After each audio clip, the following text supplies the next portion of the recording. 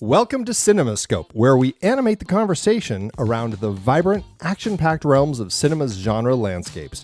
I'm Andy Nelson, your guide on this quest to bridge the film genres, subgenres, and movements. Today, we're diving into the captivating world of anime, a medium that has become so influential and distinct that it warrants its own place in the conversation. While not a genre or movement in the strictest sense, anime has carved out a unique identity with its diverse storytelling, stunning visuals, and ability to captivate audiences worldwide. From the early days of Japan's first color animated feature to the groundbreaking works that have redefined the art form, we'll explore the key elements that make anime stand out. Join us as we uncover the origins, evolutions, and global impact of this beloved medium. Now, before I introduce my guests, I just want to talk about membership quickly. CinemaScope is a part of the Next Reel family of film podcasts, and that family of shows is supported through membership from people like you.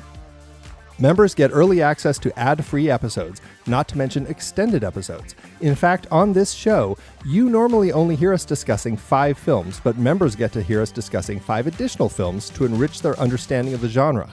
For this special episode, however, I'm releasing the conversation about all 10 films to everyone. That's right, you're getting a little taste of what it's like being a member. So see what you think, and if you're interested, head to truestory.fm/join to learn more about becoming a member. It's just $5 a month or $55 a year. Now, joining me for this conversation, I have 2 wonderful guests that I'm so excited to have here to talk about anime. So when I introduce you, let's tell us a little bit about yourself, how you discovered anime, and what made you fall in love with it. Let's start with Andrea Horbinski. Hey, Andrea. Hey, how's it going? Fantastic. Thanks for being here. Thanks. Yeah, I'm excited. As for who I am and what I do, I'm an independent scholar. I work actually mostly on the history of manga, and my book on the history of manga is hopefully coming out from University of California Press next year, called Manga's Global Century. But anime came from manga, so I do discuss anime in the book and its origins and the way it continued to relate to manga since it emerged in the 60s. And as for how I got into anime, I was in high school and I watched Outlaw Star on Toonami and a show called Revolutionary Girl Utena in my high school anime club. And Utena had girls with swords, and both of them had serial stories as opposed to American cartoons, which just, had sort of endless iterations of the characters doing one-off plots. I was very into both of these things, and I started watching anime, got really into it, decided I would go to a college where I could study Japanese and learn a living language. At that point, I'd really only mostly studied Latin and ancient Greek. And through various pathways, the rest is history, and here I am. And here you are. Fantastic. Well, we're thrilled to have you being a part of this discussion. And Rayna Denison, hello. Hi, great to be here. Thank you for having me on. Absolutely. Yes, so to answer your questions, very similar to Andrea, I grew up in the States originally, and so I grew up watching anime without knowing that's what I was doing. So things like G-Force or Battle of the Planets were just on my weekly Saturday morning cartoons. And so, I grew up kind of steeped in anime without knowing that's what it was. Then my family moved back to the UK and I grew up here, and a friend introduced me to this really weird cartoon he'd found called Akira.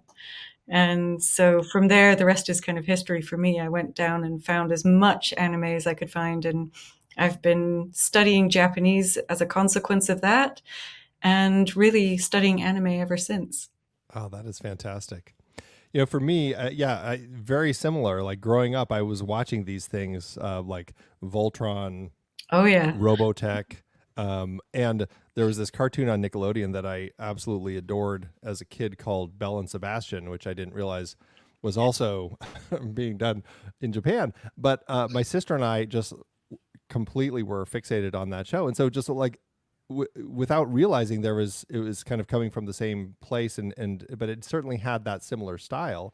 And then when I was in high school, the college near where I lived had a film program like many do, and they played a film called Lensman, which we went and saw. and I just totally fell in love with that, and it was just such a fun film to watch. And it's, I mean, I think of the scope of anime films, it's not necessarily like one of the upper echelon, but still, as a kid, as a young person, it just was something that felt a little different than all the Disney stuff I'd be seeing. And I'm certainly a fan of the Disney animation too, but it was something new, and I think that's what I really enjoyed about it. So let's jump into this discussion, because I guess the first question for both of you is, what is anime? Is it just simply Japanese animation, or is there actually something more to it? Oh boy. Would you like to try and tackle that one, Andrea? A big question. It's a big question. Yeah. I think in some ways it has either a very simple answer or an endless series of complicated answers. I think the easiest way to define it is animation that's made in Japan, but what made in Japan means is actually really complicated. Anime has been outsourcing aspects of production to various other countries since the 60s, not long after TV anime started with Astro Boy. So just as American animation also outsources labor to other cheaper countries. In fact, Rank and Base, a lot of their animation work with the puppets was outsourced to Japan in the 50s. Other labor for other animated shows was also outsourced to Japan in those years. Now it's more likely to be Taiwan or Vietnam. But yeah, so animation in general is sort of hard to pin down. But I think in terms of made in Japan, I tend to define it as like the creative staff being in Japan, creative control being in Japan to a greater or lesser extent, which I think for my taste cuts out movies like The Last Unicorn, which was mostly made in Japan, but again, creative control was in the States.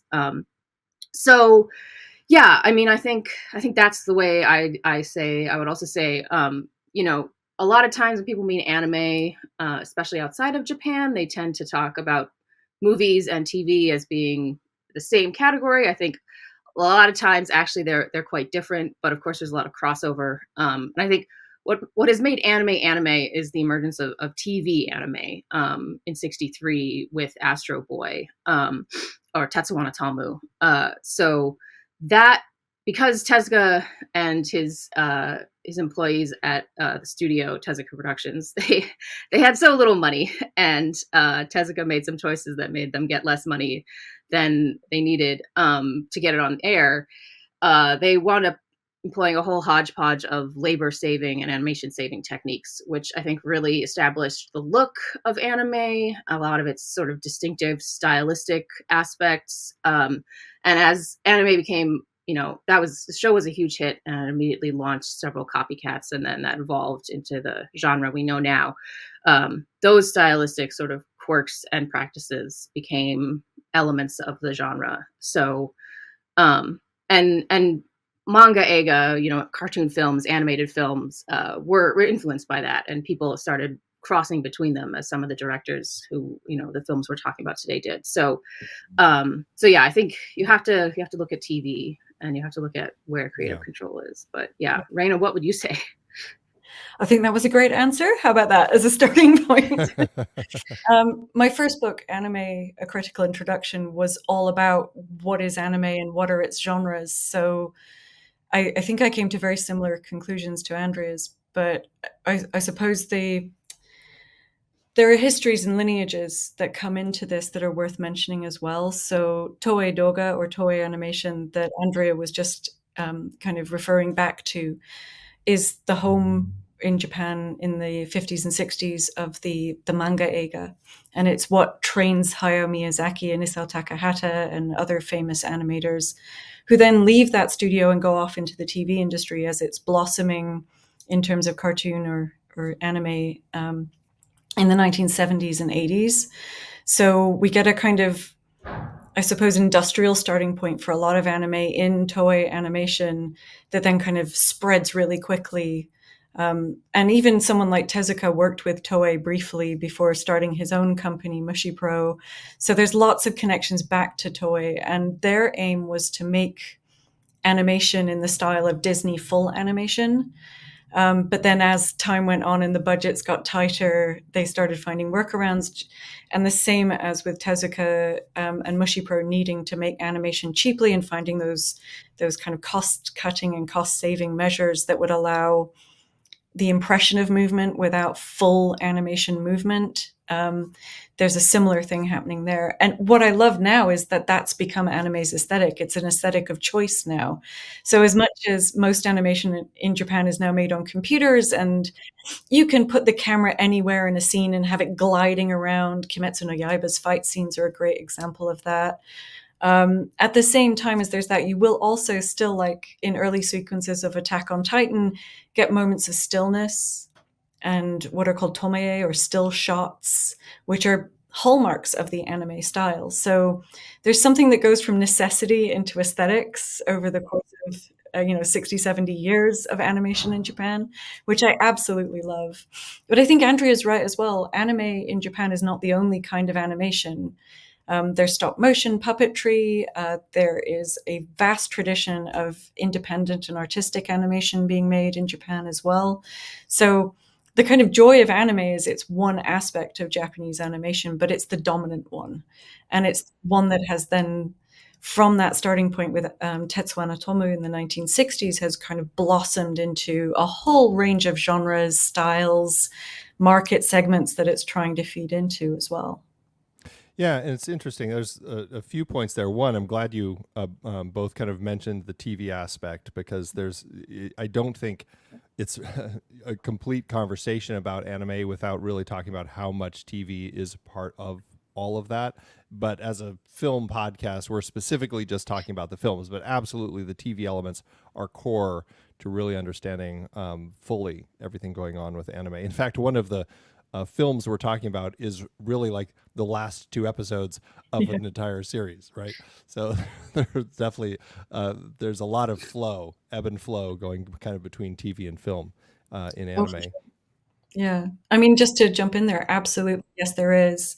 You get long running series of TV anime that are on for decades at a time. So something like One Piece is a great example. And in between the breaks in the television show, you'll often get what's called a gekijoban, or a theatrical version movie. So even the TV is making films happen in Japan for anime. Well, and then I read, like, we're also going to be talking about Macross, Do You Remember Love? And I was reading about that, and one of the later versions of that actually takes that as a movie within the world of the story, as something that is a movie that everybody loves watching. And I was like, that's meta at such an interesting level. Yeah, I love that, because like it tells the story of the Macross series like differently, because obviously it's only 2 hours, but it was so popular and everybody loved it so much. They're like, well, we're just gonna keep it canonical somehow. It's the movie version of the TV show in the universe. It's great. That is so funny. But another point you mentioned is that animation style, how they allowed for those stiller moments to essentially make it more affordable as far as the animation goes. Much like, I suppose you could say, the Disney animation in the 60s when they were using the photocopying technique, finding these ways to do animation more cheaply. But then how that became such an interesting part of anime. And you can see that in a lot of the films. And I think it allows for characters to think and to be pensive and to like pondering the world or whatever. And we have that through a number of these where we're seeing a character just sitting, looking, and just thinking. And as humans, we're watching them as a human or whatever the character might be on screen. And we're, thinking about all the emotions they're going through, the thoughts in their heads and everything. But really, as far as the technique goes, it's just a still image that we're staring at for how many seconds. And it's kind of fascinating that they're using it that way. That's definitely a key characteristic of anime. Are there other key points, maybe some storytelling techniques or any other elements about the kind of the art style? Certainly themes, different things that kind of come across a number of different anime. Andrea, do you have any other specifics? I would say, I think historically, one thing to be aware of is the use of the vocal effects. So the vocal effects are one of the ways that for example, on Astro Boy, Tetsuo Tamu, they really stretched very limited animation to make it feel more dynamic, by getting the voice actors to just sort of do these exaggerated effects. And that actually ultimately descends from Kamishibai, which was paper street theater in Japan in the 50s and also in the 30s, before the war. Um, a lot of people who were doing it in the 30s had been silent film narrators, who were put out of a job by talkies. So when it was revived in the 50s, and was that point, it was mostly returning veterans from the war who were performing for children at street corners with these cardboard paper theaters, and sliding images on cardboard to create dramatic effects, and doing again this vocal performance. That I think is a huge influence on anime. At one point, people called Astro Boy Electric Kamishibai, and that's been a huge thing as well. And anime notably also, with some exceptions like Akira actually, but with exceptions like that, anime actually mostly post records the vocals. So whereas most American animation has the actors do the voice track first and they animate to the voice track to eliminate lip flap, that costs money. So anime doesn't do it. So the voice actors are usually performing at the end, and they'll have either rough cuts or the finished episodes or movies to perform to.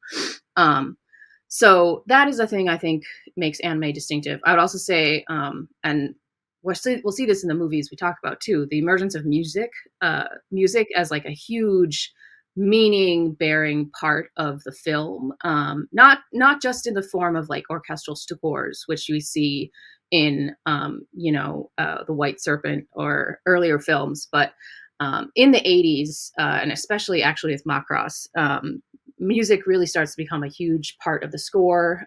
They mix it higher. It takes over the dialogue at several points. And you see in films like Macross, Ghost in the Shell, Akira, where the music oftentimes is just sort of overwhelming, and really is telling you what to feel in these sort of long moments where very little else is happening. And that I think is also a huge aspect of anime that makes it pretty unique in a lot of ways. Yeah. Yeah, a lot of interesting points there. Rayna, do you have any additional elements that you think are kind of key characteristics? So I think there's a series of different techniques that I think Andrea's pointed to really nicely there. So I mentioned the tomie, the still shots that are quite common. Other really common tropes are partial movement patterns. So just moving one part of the body, maybe just the mouth opening and closing in an otherwise still frame, backgrounds with background characters not moving. So limited movement is a really common phenomenon within anime. I think you see that less in the films because the films tend to have higher budgets. So we might not be talking about that quite so much, but it's a dominant trope within anime. The other thing I think that's worth pointing to is the emergence over the last 3 decades or so of house styles for different studios. So depending on the techniques and technologies being used in studios, they often have very different looking films. So Madhouse, that worked so much with Satoshi Kon, has a very particular look in the kind of 90s, early 2000s. Something like Production IG is the makers of Ghost in the Shell is a really good example. They work quite quickly with computer technologies and really lent into those technologies within the production, which means they have these kind of they have a character look that's quite distinctive, where they have these huge eyes, but they tend to be quite unemotional looking eyes. So they look almost deadened in some ways, rather than having the big glowing stars in them like you get in quite a lot of shoujo anime or girls anime. So there's a really interesting set of styles that come through. Studio Ghibli, obviously, refining and working through the kind of Toei style of animation. But also, if you look at now studios that are run by famous auteurs, so you get people like Makoto Shinkai has a particular style of animation, and he's working with a studio like consistently now to produce that style of animation for each of his movies. So we're getting a set of distinctive looks to anime as well. I think the sound point is really good. There's a whole industry of voice acting in Japan that sits alongside anime, where you would train for several years to learn particular kinds of anime voice. Uh, yeah, yeah, and in that you will also potentially find singing stars and crossing over to do.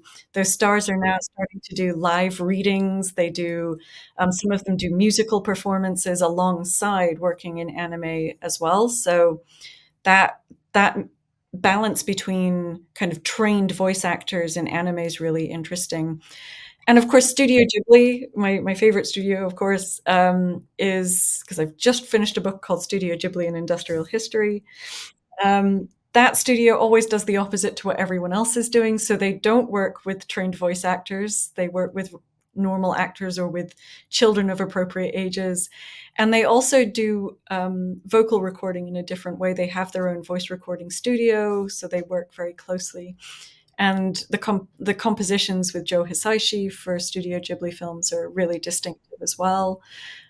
Yeah, so Studio Ghibli is the gift that keeps on giving because it's always doing something unique within the industry. Each film they make is different to previous ones in other films within anime, I think. So it's an That's interesting company. That's yeah, it's a really interesting point too, because like as I've watched, I mean, I've seen a number of films from a number of the directors that we're going to be talking about, but I guess in my head, and maybe this is just partly coming at it from my perspective over here, like I haven't seen maybe as many, or I don't associate it with the studio. I kind of always associate it with the director, like Satoshi Kon definitely feels Mhm. like there's a look there. Hayao Miyazaki feels like there's a look there, and I wasn't associating that with the studio, but that's actually a really interesting angle. And I suppose in some capacity, you could almost look at something like the Universal horror films or something, and find Yeah. like there are these ways that a studio could help define what a particular thing was, and that's actually interesting about anime that I hadn't realized before. There's a big part, obviously, all of these coming from Japan, a big element that is a connection to the culture. And we see that a lot in, a lot of atomic imagery and kind of that sort of thing. Is there, I don't know if that's really kind of a key characteristic, or is that just something that's kind of ended up flowing through a lot of um, the thinking and some of the themes in these stories, because it's certainly you can see elements of it there. I mean, it's not in everything, but it's in a lot and in different ways than you necessarily would imagine. And it's not necessarily atomic, it's just mass destruction in some capacity, an asteroid hitting the earth, things like that.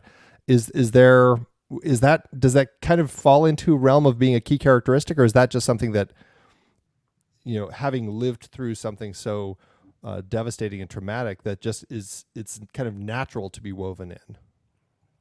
I mean, if you don't mind me jumping in there, I think Japan is a place that has suffered a range of disasters, natural and man-made, over the course of its history, and these are typically reflected in and through its film culture, not just in anime, but throughout its film culture. Um, there is the Hibakusha cinema, which is atomic bomb survivor cinema. We see this in Barefoot Gen, the anime, as well as in things like Akira, kind of loosely reflected through that film. So those atomic images are there through a lot of Japanese cinema. Anyone who's watched Takashi Miike's Dead or Alive knows the ending of that film is redolent with those kinds of images as well. I think science fiction in anime carries a lot of that history because it often reflects questions of war. Space Battleship Yamato, for example, and others have these refractions of war and reflections on war, some of which are, like in Summer Wars, about rebuilding a sense of Japanese national unity to defeat common enemies, be they new and AI related or older, and kind of more about the breakdown of Japanese society and culture. But you also see other things reflected. I think the asteroid in Your Name is a good example of that, not least because Makoto Shinkai has talked about how some of his films over the last 10, 15 years, including Suzume, have been about reflecting on the 2011 triple disaster in Japan. So depending on the film, it might be a different iteration or a different variant on a theme. Yeah. I think all of his films since Yeah. 311 and Pretty about much, yeah. 11.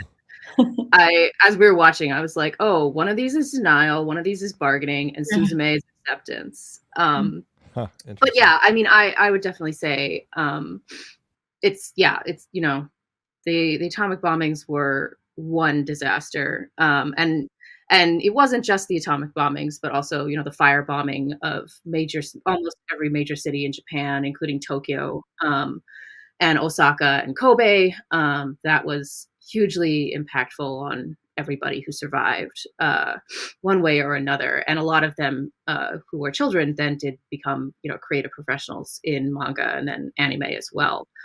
But yeah, I mean, and Akira actually is an interesting example because the movie tweaks it to be more directly commenting on the atomic bomb. In the manga, the first Akira event was it 87 or 88? It's a different date, but in the movie, it's the same date as the Trinity test, July 16th, which is a deliberate choice. So, yeah, I mean, I think I would also say too, yeah, I think you have to watch the last sort of 12 years of anime at this point as a reflection of 311. I think, you know, it's in Shinkai most obviously, but it's in other people too. I mean, you mentioned Summer Wars, and I think Bell, for example, is kind of a redoing of Summer Wars, but in a cynical post 311 register. So I think it's very interesting if you compare the response of like the state authorities and you know, in those to the problems in those movies, for example. But yeah, I would say, I mean, and even, you know, a recent Miyazaki film like Kaze Tachi Nu, The Wind Rises, that has the 1923 Great Kanto earthquake in it, you know, so which was the disaster of its day. So yeah, you know, it's not like the atomic bombing was the first time Japan dealt with this kind of thing, unfortunately. Right. And just for clarity for people listening, Japan, when you're referencing 311, that's the specific what is that specifically? The 2011 Tohoku earthquake and tsunami and nuclear disaster of Fukushima, which is why I think Rayna mentioned they called it the triple disaster. Sure, so yeah, that was huge, hugely impactful. Definitely. So, and still is. Yeah, and I think anytime people go through something like that, it's obviously going to be reflected in their art, and I think that's what we see for sure. Let's take a step back before we start talking about these films. We've got a list of 10 films that really kind of we can explore the evolution of anime through them. But before we get into our first film, Hakujaden, let's talk about the really kind of how we got to this place. You know, what were the influences going on in Japanese society that had kind of helped shape the development of anime in those early years, those early stages, leading up to that 1958 film, which was kind of a milestone, being the first color anime feature released. Like how did things lead to that point? Multiple starting points, I would say. You have a long history of animation in Japan going back to the very earliest days of animation. So early 1900s, but a set of different filmmakers, three or four of them around 1917, 1918, all rushing to be the first people to make the first theatrically distributed animation in Japan. And from there, animation in Japan kind of moves in drips and drabs. The war is one really big influence on the creation of anime. The need for propagandistic imagery, things like Momotaro is a good. There was a series of films featuring him as a character, and they were propaganda films for Japan in the Second World War. So war, unfortunately, helps. But then off the back of war, we get bigger companies starting to take an interest. So Toei is one of the big film studios in Japan, and they start to absorb other companies and have an animation division. And so that's where we start to see the capacity to make bigger, longer, more technically complex kinds of animation. Then Then you have the influence of the Chinese animation industry as well. Things like Princess Iron Fan from animated movies from China were becoming quite influential as well. And Disney, of course, is a major influence. And manga, which is the source. I'm sure Andrew can tell us much more about manga's influence on the animation industry, though. Yeah.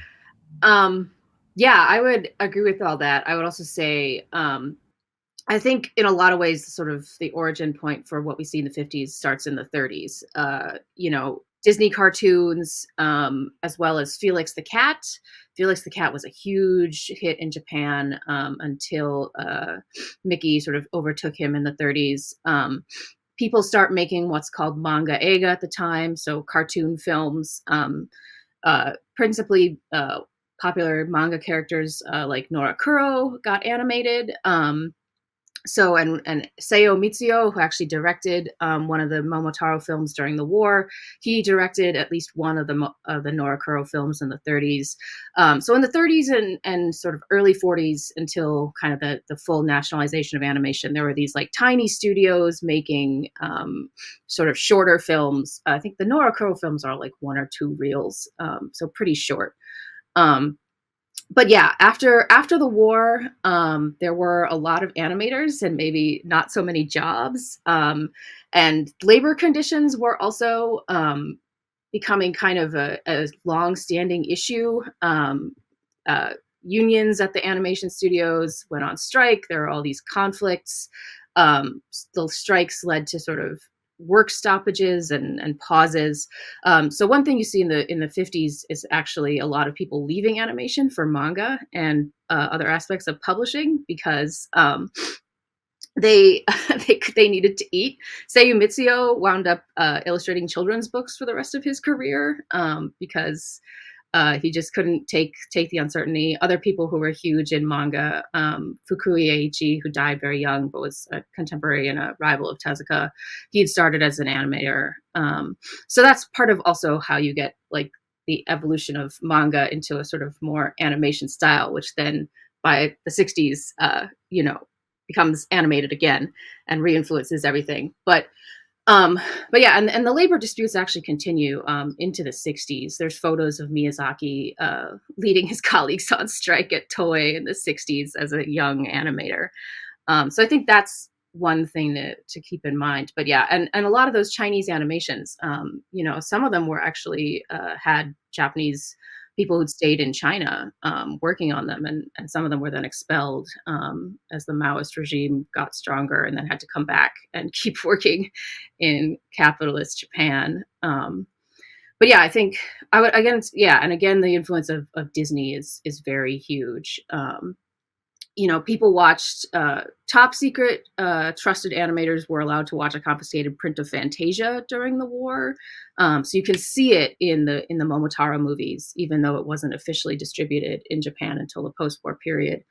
But yeah, a lot people were watching Disney films and Toei.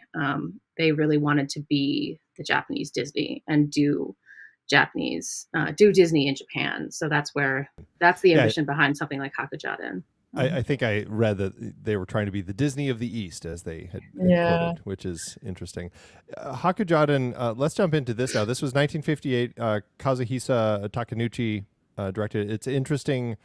It's got a lot of different English names depending on how the translation. The White Snake Enchantress, Legend of the White Snake, Panda and the Magic Serpent, all sorts of things.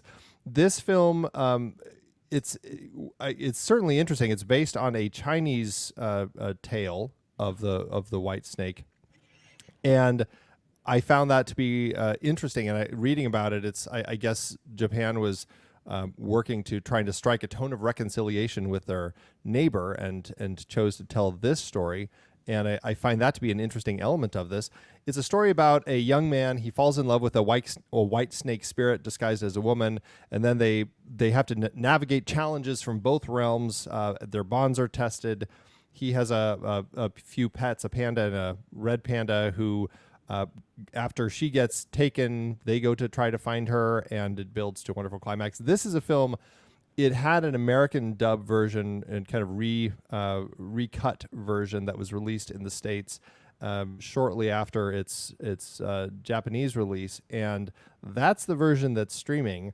And that's the version I first watched, and I was like, well, okay, I'm not sure what's going on here. Luckily, I found out that this film had been restored, and it's not available. Like, you can't buy copies of it here. You'd have to order a Japanese copy of it. But some people have put it on YouTube, and so then I rewatched the restored version of the original cut, and it was glorious. It was much more interesting and engaging experience. But again, the first film here, this film, I mean, it's kind of demonstrating the possibilities for what they could do. Why does this stand out as something like really special in the world of anime? I was struck by the animation quality. The sequence with the dragon puppet, like, it's obviously extremely 2D, but it looks like 3D at times. So I think you can see the ways in which the Toei people were really starting to get pretty good at. I mean, they'd been good before, but they were reaching new heights. I'd also say I think one of the more interesting things about the movie is actually the reaction of people who saw it. For example, Miyazaki saw this. He was about 20 years old at the time, maybe a little older, and afterwards he was like, "I was in love with Bai Yang," like straight up. And so he really has these feelings for this character, which, and if you read what he wrote, it's like, this is moe. Miyazaki was inventing moe, which is ironic because he hates otaku culture. But and he wasn't the only person to have sort of this emotional reaction to characters or sort of non-human objects at the time. But yeah, so I found myself, because of that, focusing on Bai Yang, and yeah, I thought it was interesting, like how she is sort of becomes like the protagonist by the end. She's the one who's trying to save her lover, who I can't remember his name, Xinxiang or something like that. Yeah, right. Yeah. Also, I really was thrown by the subtitles using Wade Giles because I'm not used to it. And as all the other discussions of the film I've seen use pinyin, so I'm like, who are these people? But yeah, she's the one who's fighting the monk at the end, and yeah, I think that's interesting, and I think you can also sort of see like the ghosts of ideas there that will, again, it might be a little bit of a stretch, but like Miyazaki's heroines are very famously, the protagonists of their films, and I think you can kind of see the roots of that with Bai Yang here. Yeah, I would wholeheartedly agree with all of that, for sure. I think there's lots in this movie that would become notable later on as well. So it sets a standard that Toei is then held to for a long time, I think. But it's also a movie that is very much a hybrid of what's going on in all the things we were just talking about. So you get the comedy animal sidekicks, which are very Disney in essence. But you have the kind of the history and legend and tradition that comes from China and is very much a reflection of films like Princess Iron Fan from China. So all the things we were just saying about history are here in this movie. And it's also, famously the starting point for famous animators like Miyazaki, but also I think Rintaro, the famous anime director, had his first job as an in-betweener on this movie. So there's these great sort of industry stories as well as kind of aesthetic stories and mixing going on here. For me, I love the fact that this is also variously translated and has it feels like dozens of versions, and some of them are musical and some of them aren't, and some of them have these great sequences in them that they're then cut out in others. It's a real, I think for me, it's a great movie for us to start with because it shows what happens to animated movies as they travel. And animation is really often suffers from these kinds of issues where as it travels, it's reinterpreted by different cultures in different ways, given new voiceovers, cut, censored, has bits added sometimes. And I think this movie, of all the movies we're talking about today, really does show its own history and its variants and versions. So it's a great place to start just from that perspective. Miyazaki would complain about people cutting down his movie Nausicaa into the Warriors of the Wind, but that movie has nothing on what happened to Hakujadan as it traveled the world, I think, for sure. Yeah. No, that American dub that I first watched, I mean, Yeah. clearly Thing. they were targeting American children, because they take that sequence of Panda and the red panda later when they're doing the little dance right around the dragon, when they put on the dragon costume. They put that right up front. Like, that's how the film starts, with the credits and everything. Very different opening. And then we see it again later. So clearly they were really tapping into, this is a film for kids. We need to make sure these two characters are really prominent throughout. And it was really reflects how people thought of animation, you know? Yeah, but Andrea's right as well. There are elements of what they're doing with the animation in this movie that are just phenomenal for the time. That dragon sequence stood out for me, the puppet dragon sequence. The battle when she's fighting the monk in the sky. Yeah. Yeah, no, anytime she's flying, it's beautiful and amazing. Yeah.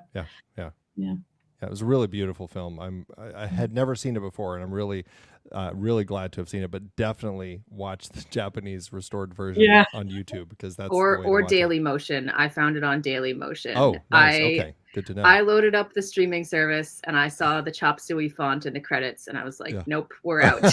It's got to be available somewhere else. And actually, I wonder, I haven't looked into this at all, but I wonder if there was some attempt to obfuscate the fact that it was Japanese in the States at the time, and sort of pretend it was Chinese, given the Chinese subject matter. And so possibly because, that might have been better received in the States at that point, given the recent war history. Right. I haven't looked into that at all, but that's certainly something I wonder about.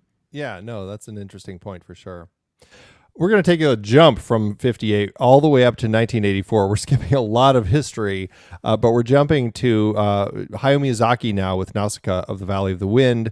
This is, it's a fantastic film. It's kind of, it's considered a Studio Ghibli film, even though it's not a Studio Ghibli film. It's kind of like right on the edge there, but it's often thrown into packages when they're selling it as the films from the studio. This is the story of Princess Nausicaa. It's a post-apocalyptic world. She becomes caught between several warring factions as an ecological disaster looms. She happens to have the ability to kind of communicate with these insects and kind of understand them, these giant insects. And she works to restore balance and kind of prevent global destruction, which we certainly have some visions of here. This is such a fascinating film, and it's definitely introducing some other elements of it. And it's not Miyazaki's first film, but there's kind of a steampunk sensibility with it that is being created here. Why, from where we had started in 58 to here, like, what's the jump in anime that we're seeing happen over the course of time? Well, interestingly, Andrea mentioned The Last Unicorn a minute ago. This is the same studio that is making this movie. It's Topcraft Studio. So that's funny. Yeah. Andrea, do you want to go first? Because I could talk about this movie all day, and we may never get out of here if I go first.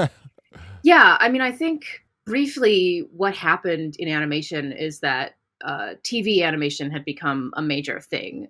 So it was called terebi manga, TV cartoons, until sort of the mid to late 70s, when a couple of films, Space Battleship Yamato being one of the major ones, really sort of started creating the notion of TV anime as like a distinctive kind of thing, as opposed to a animated offshoot of manga. And anime fans really began identifying as such and sort of creating their own kind of subculture within sort of larger media fandoms in Japan.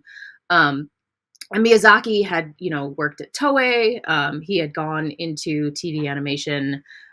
He did a really great show called Sherlock Hound and several others in the 70s, as well as he did a Lupin the Third movie, which is a very famous animated and manga franchise, Castle of Cagliostro. That was also hugely influential on manga fan cultures for various reasons. But so yeah, by 84, the Japanese animation industry is much bigger than it was in 58. And there's a lot more studios involved, and there's a lot more money. which I think you could see in Nausicaa for sure. And also, I mean, interestingly enough, it's based on a manga that Miyazaki did, and the manga is different than the film wound up being too, in interesting ways. But yeah, I mean, Rayna, over to you. Okay, so this movie came about because Miyazaki was drawing and writing the Nausicaa manga for it was being serialized in a new anime magazine called Animage, Yeah. which was edited by Toshio Suzuki, who worked for Tokuma Publishing.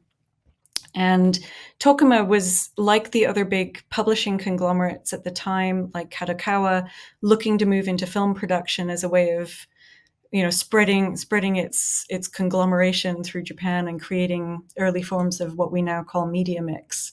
So it was interested in taking its properties from one medium to another, and Nausicaa, as a proprietary thing they owned, became a really good animation they could adapt. They worked with Topcraft Studio to do this, which is the biggest studio in Japan at the time, the only one they felt could actually cope with an epic story as big as Miyazaki's vision for Nausicaa of the Valley of the Wind.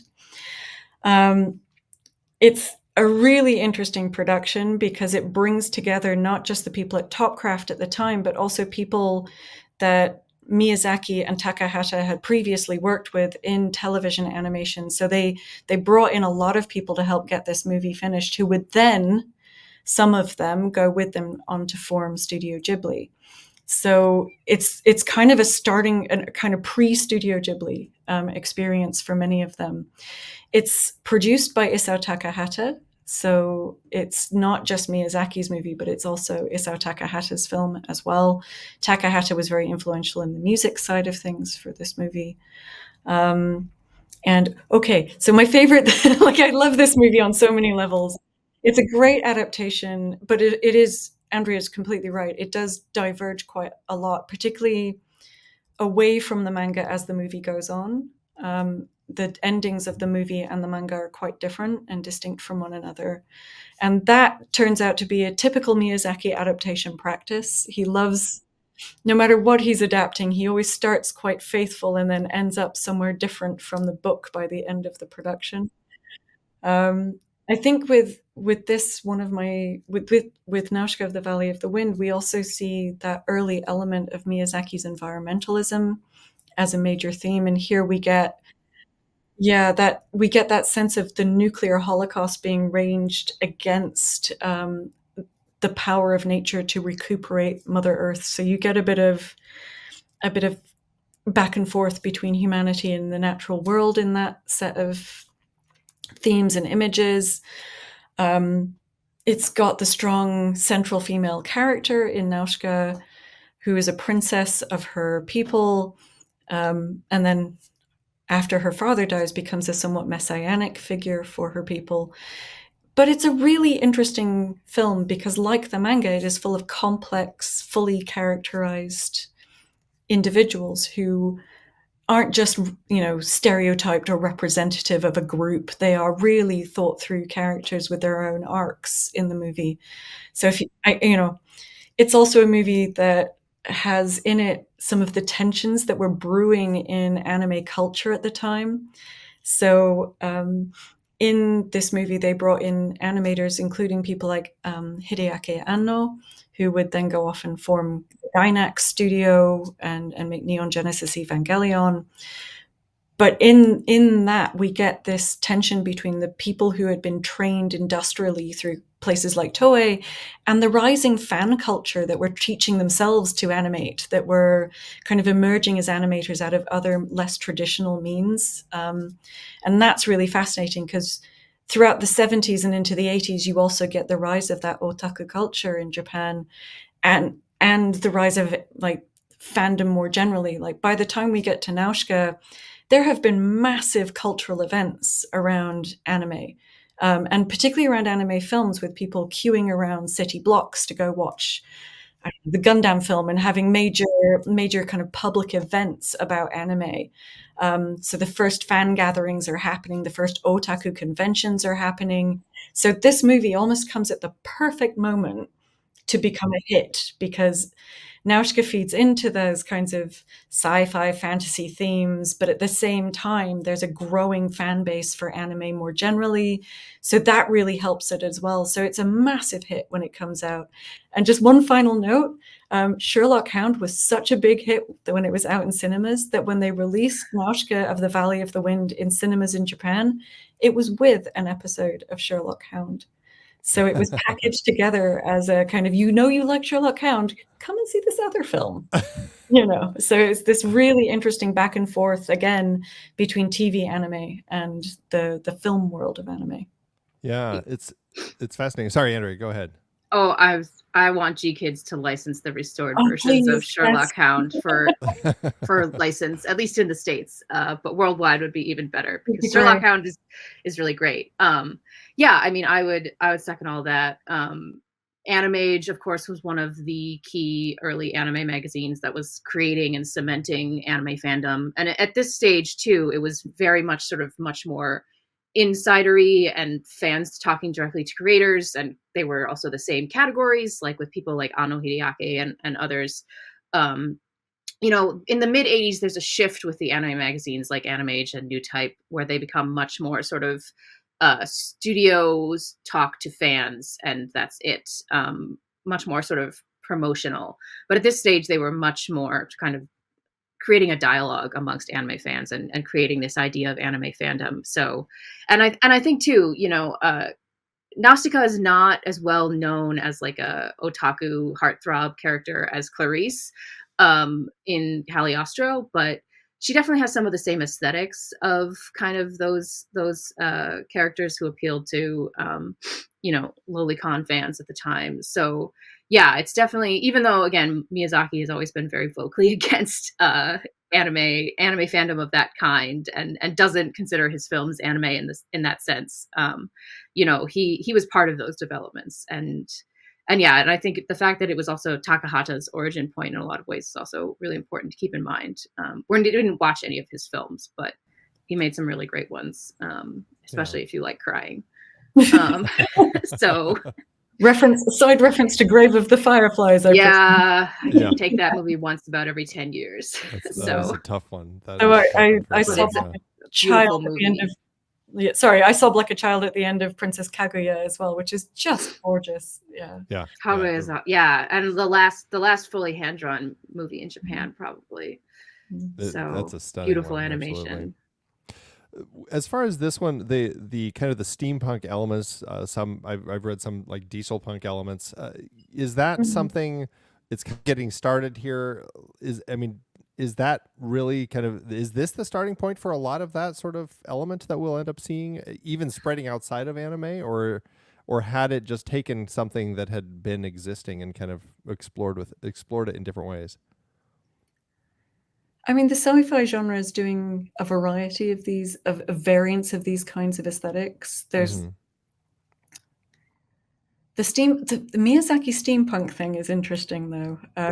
He does, so there's a whole process in this movie called the harmony process, which is brought in from Tatsunoko Pro by an animator called Naoko Yamada, I think. No, sorry, that's the director. Oh gosh, what's her name? I'll think of it in a minute. But there's one woman who basically comes from Tatsunoko Pro into Ghibli, and she creates this way of animating that is taking surface level cells, cutting out segments, and then articulating them like puppets. And so they're painted with background paints. So they're made to articulate and move. So the distinctive movement of the Om that kind of goes back and forth, this is her invention for this company. And so she's the reason there's a lot more detail in some of the foreground characters, because they have those, they're not having to like repaint the image over and over again. They can just articulate the puppet so it can be more detailed and varied. And this is the digitized version of this is what they're using to make Howl's Moving Castle move later on in Studio Ghibli. So there's some really inventive animation here. Yeah. Well, and it speaks to the point we had earlier about kind of finding cost-cutting ways to do it. You're not having to redraw it every time. You're just moving the pieces around, right? Yeah, I'll find your name while you guys are talking for a second. That's really interesting.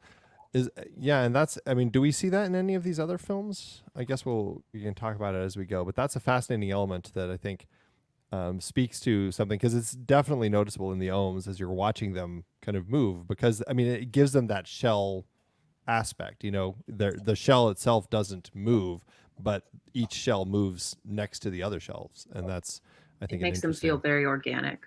Yeah, Her name absolutely. is Naoko Takaya. Sorry. um, Fascinating. it took me a while to track that down. Yeah.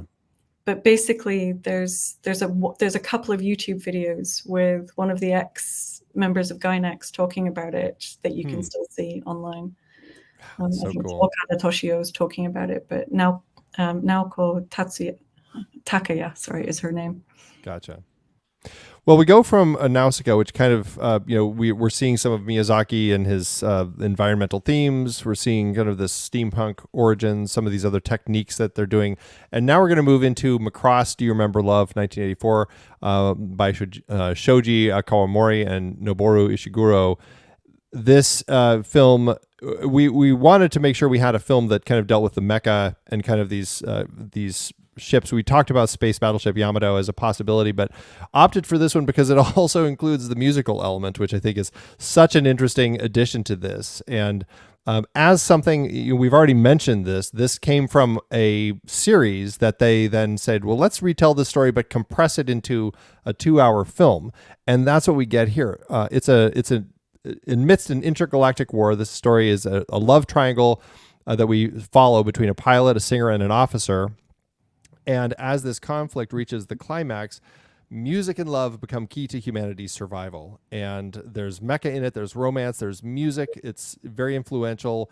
And it was a real fun film. I had never seen this or any of these films from this series, but I had a great time watching this. And as a fan of things like Voltron, Robotech when I was a kid, this totally fit into that kind of that mecha style of animation. How does this one kind of reflect the way that we were starting to move into some of these like mecha sci-fi sorts of elements that started in anime? Was it things like Star Wars that kind of started shifting into these space operas, or where was the shift?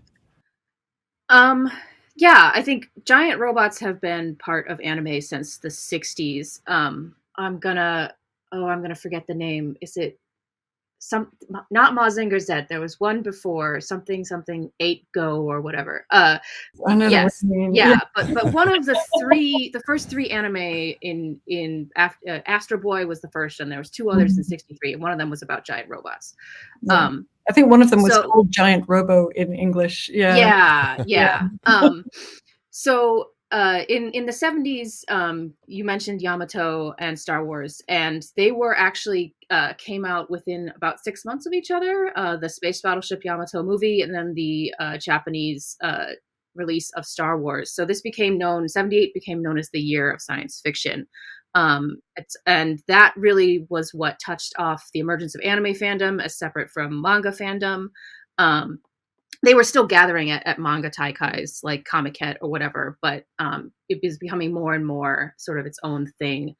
And Macross, this is part of, as you mentioned, a TV series that becomes a franchise that's still going strong, and there's still always the element of the love triangle and the intergalactic war and the music. And if you liked this one, most of Macross is actually coming to Disney Plus sometime this year, I believe.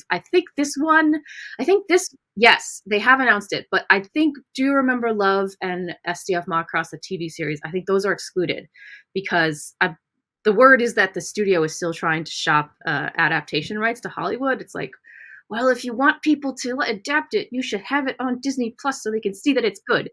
But yeah, and as we mentioned, anime fan cultures, people lined up around the block overnight for this movie too. And actually, speaking of Studio Gainax, they make a self-parody movie later on called Otaku no Video, and they parody people lining up for this movie in that movie. So um, it's very sort of self-referential. And again, we mentioned the theme of ecological destruction. They do in this movie visit Earth and find that it's been completely laid to waste. So that's an element that I think rears up again.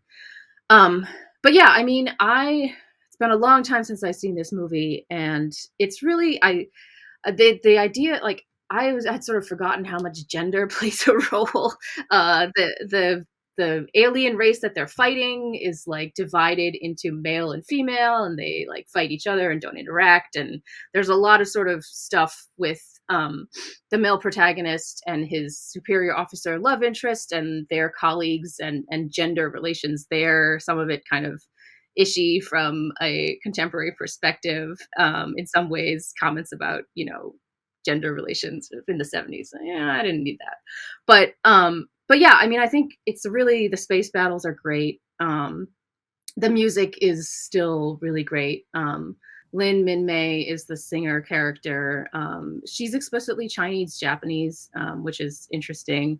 And the music is really cool. I mean, also, like, it's very 80s. So if you were wondering what like Japanese idol pop in the 80s was like, here you go. But it works really well in the film. And it's interesting too, like, just, the conceit is that it's this survivorship of 50,000 people, but like they're living like a sort of normal 80s life on this ship in some ways. And then she's talking about like, oh, this is my first concert, like I'm gonna record my first album, and you're like, girl, there are 50,000 humans left, and this is what you're doing apparently. So it's interesting. We still need our entertainment. Yes. It's very distantly removed, but like idol anime has become a huge thing in the past sort of 10 to 15 years, and you can see again the roots of that here. It worked pretty well the first time. So yeah. I mean, I would second all that again, because it's a perfect encapsulation of what's going on in this movie. I think what you also see here is a range of different genres coming together for the first time. It's like a genre mashup, this movie. So you have the mecha elements, but and the space battles, but you also have little inklings of 80s pop, like literal idol pop culture coming through from live action. You get influence from the tokusatsu, or the special effects genre, which, kind of starts out of things like the Suitmation and Godzilla. But then by the time you get to the 70s and 80s, you get these long running live action special effects shows with, it's kind of where Power Rangers comes from and all of that sort of stuff as well. And that's like just edging its way into the teams in anime with some of the setups for the teams. But here, what we're getting, I think more than that, is the influence of, the kind of special effects sequences from some of those tokusatsu shows. So it's a proper genre mashup, and I love every second of it for that reason, because you can see them appealing to the different audiences for popular culture in Japan through this film. And you can only do that in anime. You could only push all of those things together in anime. I think you couldn't make this work in any other medium. I love that about this movie. It is a lot of fun, fun. And, just in the scope of animation also, just speaking to the action choreography, like it's thrilling to see some of the sequences when they're fighting in space. Like they do a solid job of creating this world and making something really exciting. And I have a penchant for spaceships that transform. Anyway, that's always a lot of fun to watch. I once wrote about the Japanese version of Spider-Man, where of course Spider-Man has his own proper transforming robot spaceship, because in Japan he would need it, because he's fighting these giant kaiju monsters. This stuff is all the way through 80s and 70s culture in Japan, and I love that we're seeing it here in the transformations, which is, to be serious for a moment, is something animation does. I think metamorphosis and transformation is something animation does better than any other medium. It's why special effects often leans on animation in those moments of transformation. So, you can see them playing to the strengths of animation in those sequences in this movie. Yeah, for sure. I would also say... go ahead. No, go ahead. Yeah, you mentioned the action sequences. This movie, I think, is one of the first places where people start to really specialize in that kind of animation. So like later on, you'll see people credited as doing just like the weapon redesign, or just the fight scene choreography, or just the mecha design. So and that kind of thing. One part of otaku culture that emerges in this era is the VCR. And using the VCR to go frame by frame, and also to like pour over the list of credits at the end of shows and movies. And thanks to that sort of ability to watch and go back and to go frame by frame, otaku anime fans really start to follow sort of individual, like below the line or below the top credit creative professionals in a way that I think is, again, pretty unique to anime fan cultures. So so you'll get, like, more recently, the Pretty Cure TV series had like the fight coordinator from Gundam. So a lot of Gundam fans watched it because they're like, well, I loved his fight scenes. I'll watch this show about, magical girls with music fighting whatever. So that kind of thing is enabled by this attention to detail. Yeah. Really interesting. That's fascinating. And it'll be interesting to see the evolution of this style when we get to something like Evangelion, where we're still dealing with kind of the world of mecha and giant robots and the way things kind of shift and everything. Before we get there, we've got a few more films. And the next is one of my favorite films. We're going back to Miyazaki, and we're going to chat for a few minutes about My Neighbor Totoro. This is just such a fantastic film. It's two young girls who move with their father to the country to be closer to the hospital where their mother is ill. And while there, aside from just exploring and being children, we really kind of see how they befriend these forest spirits, particularly Totoro, and they embark on some adventures. They learn about family, friendship, nature, all these wonderful things. Absolutely timeless film. Just one of my absolute favorites. Let's talk about Totoro for a little bit, and kind of the shift is in where Miyazaki was kind of going in his career at this point. Yeah, so this is Miyazaki's second film for Studio Ghibli. It's made as part of a double bill with Isao Takahata's film Grave of the Fireflies. That's a double bill for you. And yeah, yeah. So this is a really beautifully made film. Again, it's got beautiful natural imagery of a kind of forgotten Showa era 1950s past of Japan. It's got the lovely kind of nods backwards to what Japan was like in the 1950s. These kind of modern, but also on the edge of modernity spaces in the film, where the girls and their father, Satsuki and Mei, and their father moved to an old house, and it's being opened up. And so it's in this countryside setting so they can be near to their mother, who's in hospital with tuberculosis.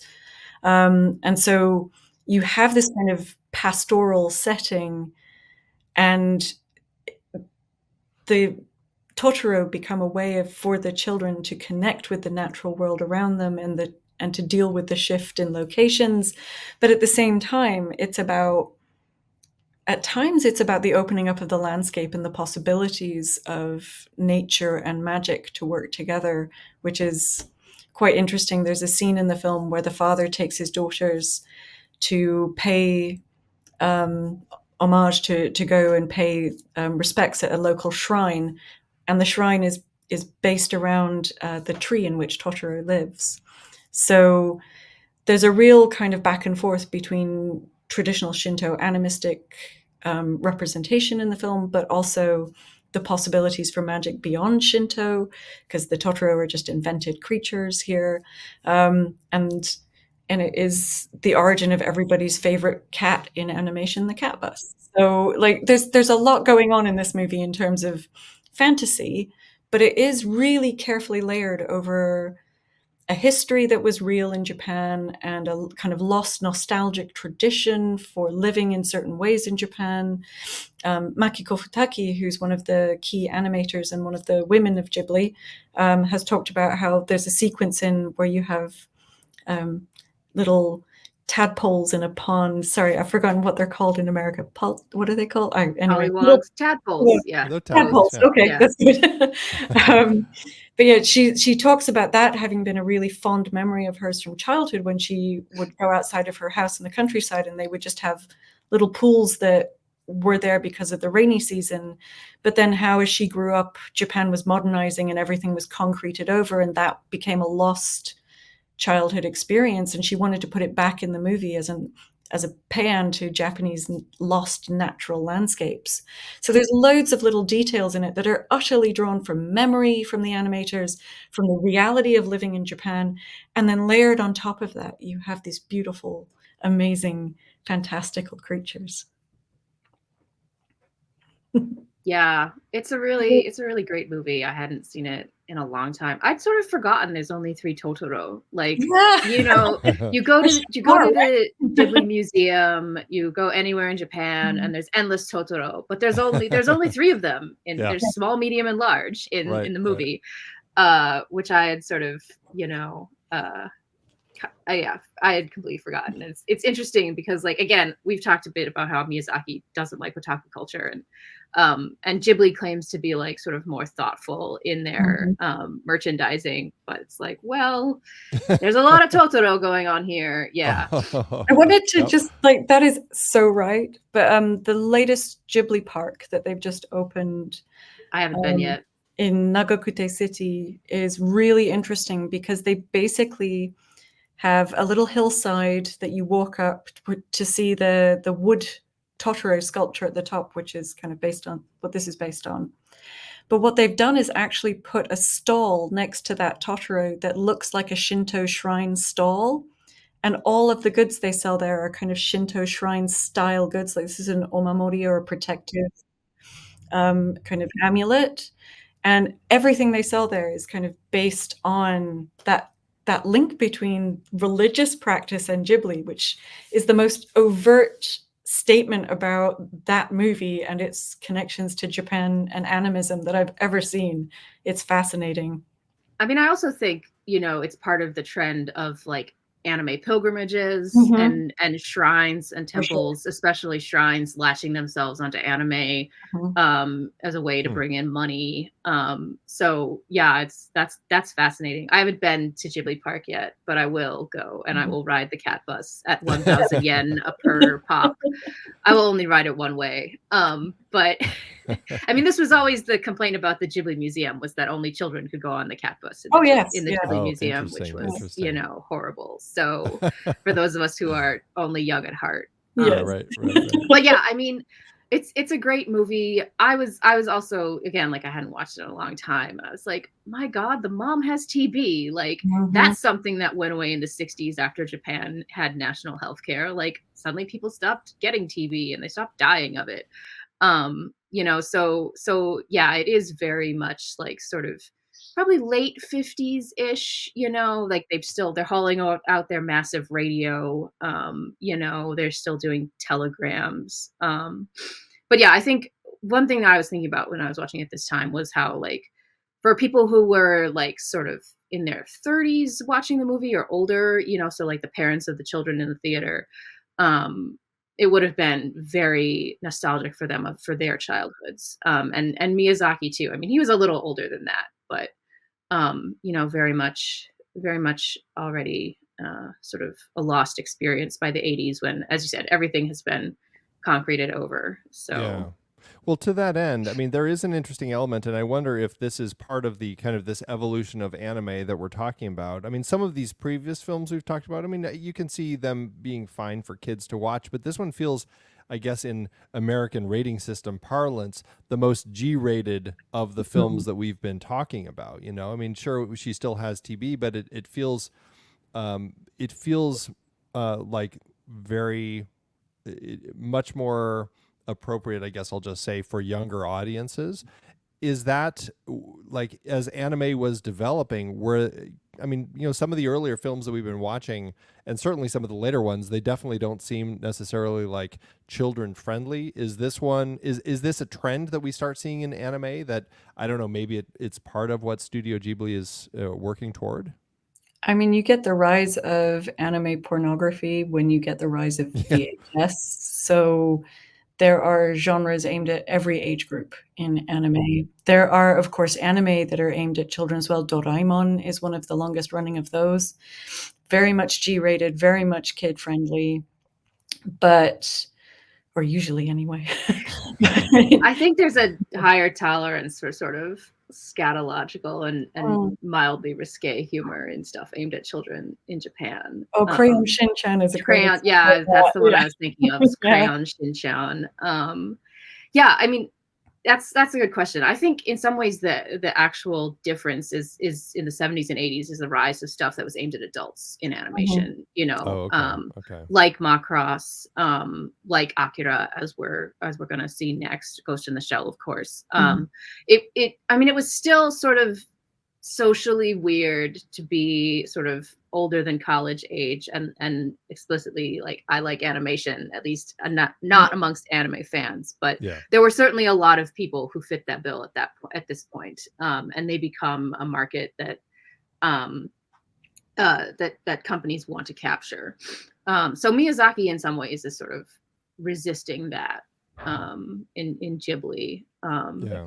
But yeah, I mean, I was also remembering too, like actually when I was learning Japanese in college, like we watched clips from this film, Yeah, like to same. learn like Same. Japanese cultural practices, like Yeah. the mixed bathing with the dad Yeah, and the yeah. kids and other like I think we also learned about like taking off your shoes and saying like tadaima, okaeri nasai, or like or itekimasu, when you leave.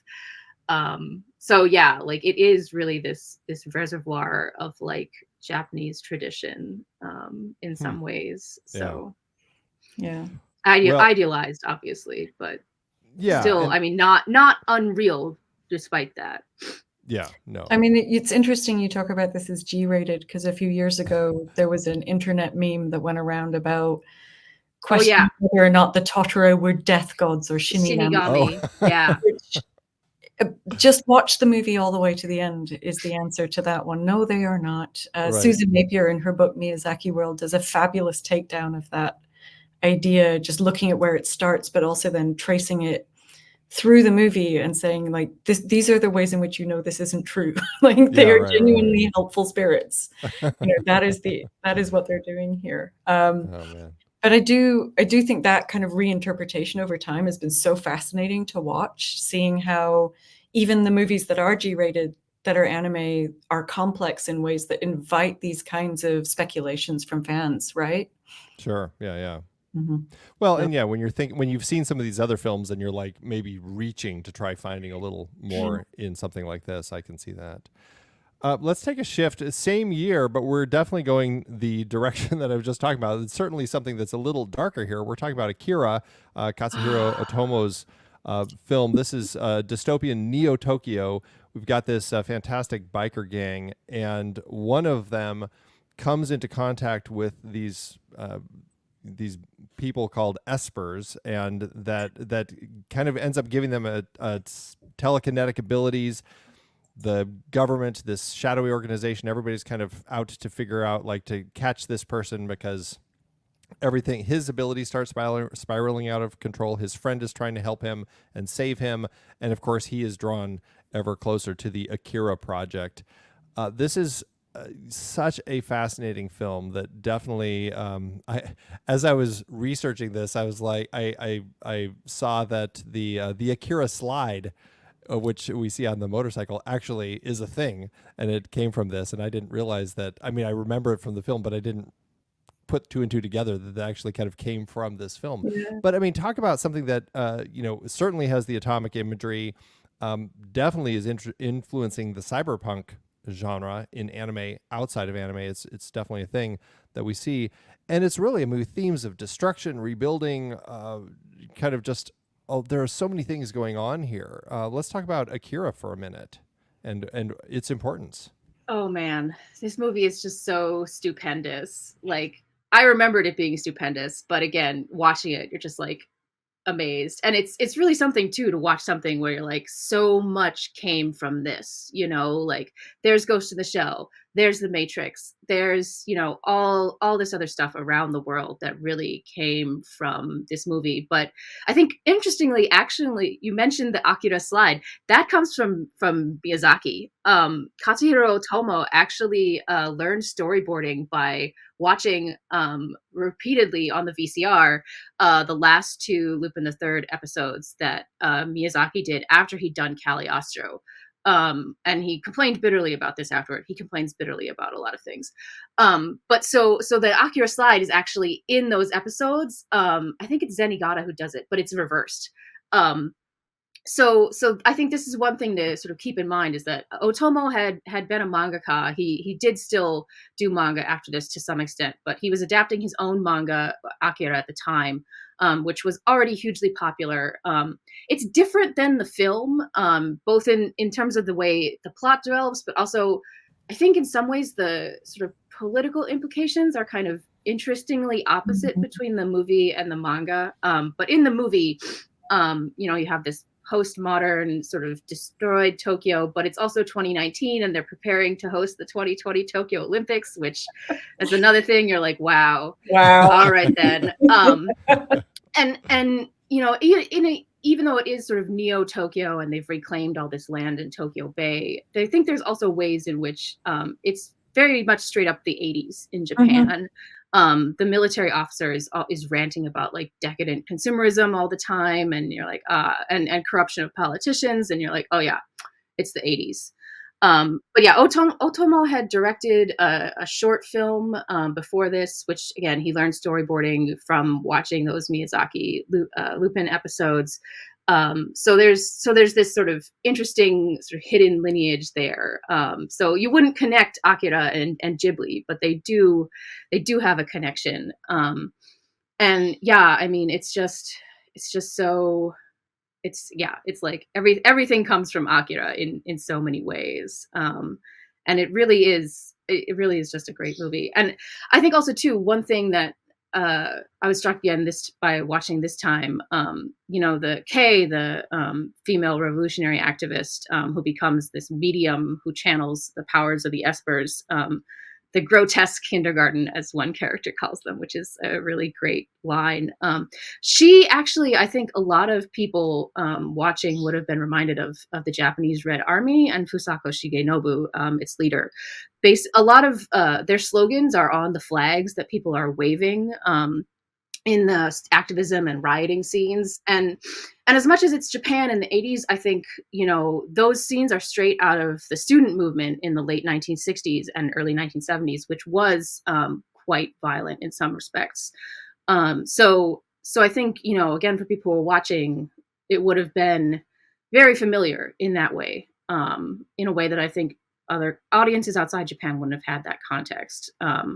But yeah, like, watching it again, I was like, oh yeah, it's the 60s.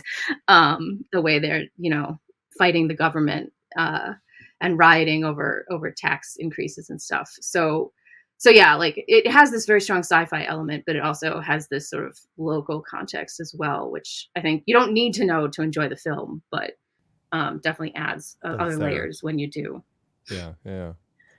Yeah, and just to add to that, this is one of the movies that makes anime fully visible internationally. It's got a proper cinematic release around the world. I think when I was tracing it, some of the earliest reviews are from Australia, then goes over to America, and it gets this really big impact because, of course, 1980s America, most animation that is coming through cinemas is for children.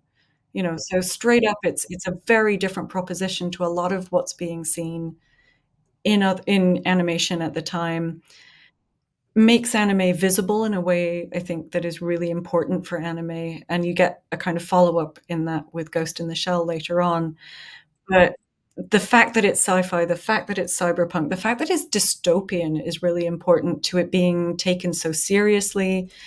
And I think Akira really did set out Japanese animation stall for the international community of animation scholars and animation fans writ large, because it showed different ways of engaging with mature themes that weren't just about anime pornography, but were about really kind of adult political ideological storytelling as well. So it's such an important watershed moment in that regard, for sure. And the animation, just the animation. Yeah.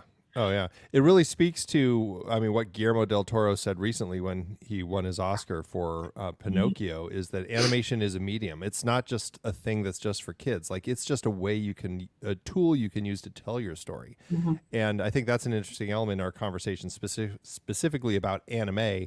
While it is a term that we use to kind of blanket a lot of these types of things. I mean, we're talking about a lot of different genres here, Oh yeah. and in some definitely are more, you know, four quadrant films, I guess we could just say in studio parlance, and some feel much more targeted, like to the R-rated, much more intense sorts of crowds. And it's adult thinking. Like there's a lot of themes and complex elements going on in this story. It's fascinating.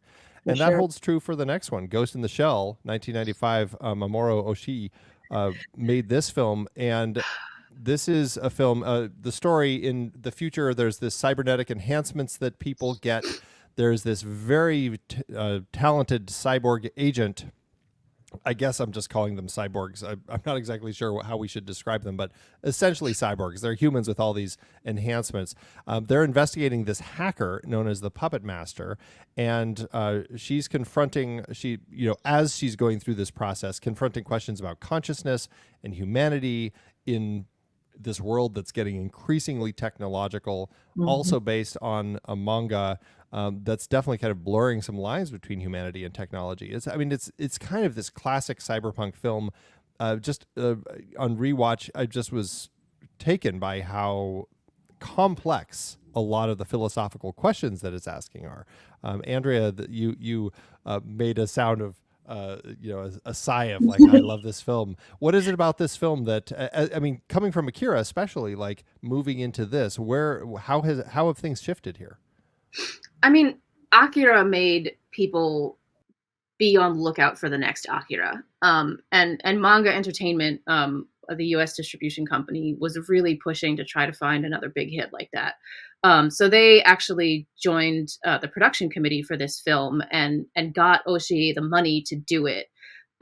He had done a couple of, I think, one or two smaller films before this, but this was his sort of big break. And it did do fairly well, both in Japan and the States, enough that he, attributes the fact that he had a career afterwards to it, even though I think this is a high watermark in terms of commercial appeal and also in terms of the philosophy not sort of overwhelming everything else in the movies. But yeah, I mean, so it is interesting if you watch the credits, you do see Manga Entertainment, and I think Adam Frayne was the executive producer who was credited in that. So that's like I don't know if it was truly a first, but it was certainly a milestone that Americans were involved in this. But Oshii says that he still had complete creative control, which I think some people would say like, oh, it was always for Americans, but it's very clearly, not for Americans per se. It's kind of aimed at that same adult audience. I was struck this time by how short it is. Like Ghost in the Shell has become a franchise, and in some ways I think actually I like the standalone complex anime best. And that's sort of what I tend to think of when I think of Ghost in the Shell as opposed to the movies. But yeah, it's quite short, but like again, quite impactful. The music is quite something. I was also struck by the ways in which like they don't ever explicitly say that it's Tokyo, but it's clearly Tokyo. But it's like, why is the Kowloon walled city here? Why is this like sort of early 80s Hong Kong wet market here? Like, in what world would Japan ever allow refugees in? Like, come on now. So in some respects, that seems to be like even more of a cyberpunk fantasy than the Major and her cyborg body that keeps getting recreated, in ways I think it's quite disturbing, actually, some of the scenes of like people getting shot and then also bodies getting disassembled and reassembled. And the way in which the Puppet Master can hack people is also, I think, pretty creepily done. Yeah, really. Very But yeah, fascinating. and then the ending is just like, bam, Yeah. So I think Oshii had a very strong vision and he attained it. But Yeah. And the philosophical side of this movie is entirely intentional for anybody who hasn't seen it before. There is a heavy amount of quoting of Nietzsche and Heidegger and a bunch of other European philosophers. And some really, in the second movie, Innocence, that comes along a bit later, I think it's even more obvious there that there's some hefty kind of Christian coding going on. So there's definitely a kind of international impulse behind this movie, which picks up on that. Is it Kowloon Bay? Is it Hong Kong? Is it Tokyo? Like, where is this set? It's really important that I think it's in this other place, because it's intentionally asking us to think about othering the self. Like, what is the nature of the ghost in the machine? And not to be too trite about it, Ghost in the Shell is an almost perfect movie for the current moment. Like, it is all about generative AI and the possibilities of generative AI and the limits of the self in relation to AI. But also, I think, in terms of our moment right now, as we all walk around with mobile phones and we're all kind of using technologies to interact all the time, there are questions there about where we end and others begin that are beginning to be really pertinent in a way that this movie presages entirely. It's working through philosophically and, I think, culturally through some of those ideas around technology, the self, and the possibilities for technology going forward. And again, animation is the perfect place to do this. You can deconstruct the female body down to its component parts using animation. You can have an animated character who is female in a really emphatic way, but then is also robot, whose arms deconstruct at the slightest provocation, it seems to me, in this movie. But there's real moments in this movie of gravitas and of humanity within this. And I think Motoko Kusanagi is one of the perfect cyborg female characters in cinema. She is both the core of this movie and its protagonist, but also a kind of questioning center to the film, because she is thinking about who she is in relation to technology all the way through. And Bato, her partner, and others are questioning who she is through the movie. And the different forms she takes in the movie become really significant to understanding the self in relation to AI, I think, in ways that are, predicting and playing with questions of philosophy and technology that were pertinent at the time, but so much more so even now. Yeah, right. Really relevant today. This, the pairing of these films, Akira 2, Ghost in the Shell, and then our next film that we're going to talk about, The End of Evangelion. This is the last two episodes, essentially redone of the Neon Genesis Evangelion animated series. This is largely episodes 25 and 26 recreated because a lot of people were confused by the direction that the show ended, because it definitely felt a little more avant-garde in some ways. And so this was a different way to take the ending. But I think it also, I can imagine stepping into this not having seen the series, that it might be a little challenging. But this is a really interesting... Yeah, yeah.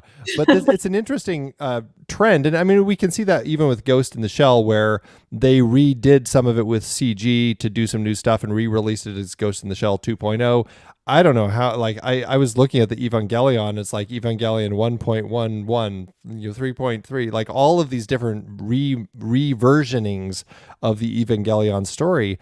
But this is a really fascinating film. I actually watched this with the series a while back with my son. The story, it's a cast that's, there's this apocalyptic event happening. They have these Evangelions, these Evas, these giant robots that they can pair with essentially and get into to fight these beings that come down that they have to battle over a period of time. I watched it with my son. It was a little over his head, a little adult for him. He's 13, but he also really connected with it. And now he's just he is always on Crunchyroll watching shows left and right. I think he's completely taken by anime. He's drawing anime. And this show really kind of clicked things into a place for him. And while I was a little adult, is just it was I think a really interesting stepping stone for him in his growing his interests.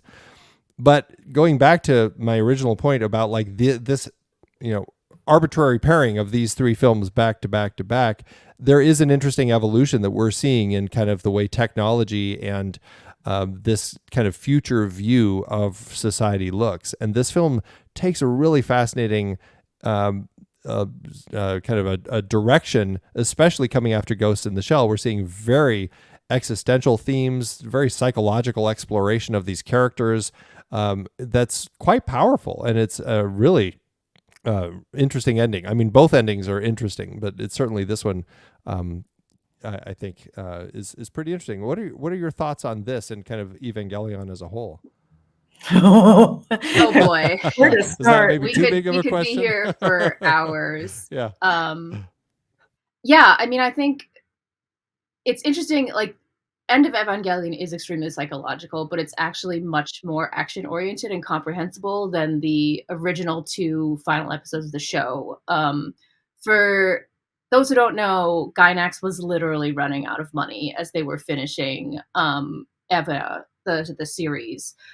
So in the final two episodes, you're seeing them animating like on fours, like just stretching the repetitive and the money saving costs techniques as far as they will go to try to have enough money to get an episode that they can broadcast. And people hated it. People completely didn't know what was happening. I tend to think that it's easier to understand the TV series ending after you've seen End of Evangelion. But they were broadcast in the opposite order. So people had no idea what was going on. Ano got death threats. And so, but it was also hugely popular. And so there was enough support amongst the other production committee sponsors to go back and give them more money to make the film. Which I think, along with the Death and Rebirth edit of the TV episodes, which was shown in theaters as well, as a sort of synopsis movie of the first 24 episodes, that really cemented Eva as a phenomenon. And I mean, I'm not even sure where to start with in terms of like the movie itself. Yeah. Well, there's a lot of religious so imagery much in to this say. one. I feel like we haven't necessarily run into as much religious imagery in any of these films. And just having talked about Ghost in the Shell, certainly we have the philosophical angle, but suddenly we're also getting thrust a lot of this religious imagery, a lot of crosses, things like that I think speak to some of the idea of humanity and spirituality and kind of these themes that it's exploring. Yeah, I mean, even Neon Genesis Evangelion is Greek. Like new gospel of the rebirth or whatever. And it's not just Christian themes. Like there's also Kabbalah. The Eva series and Unit 01 make like the Kabbalah diagram in the sky at one point in this film.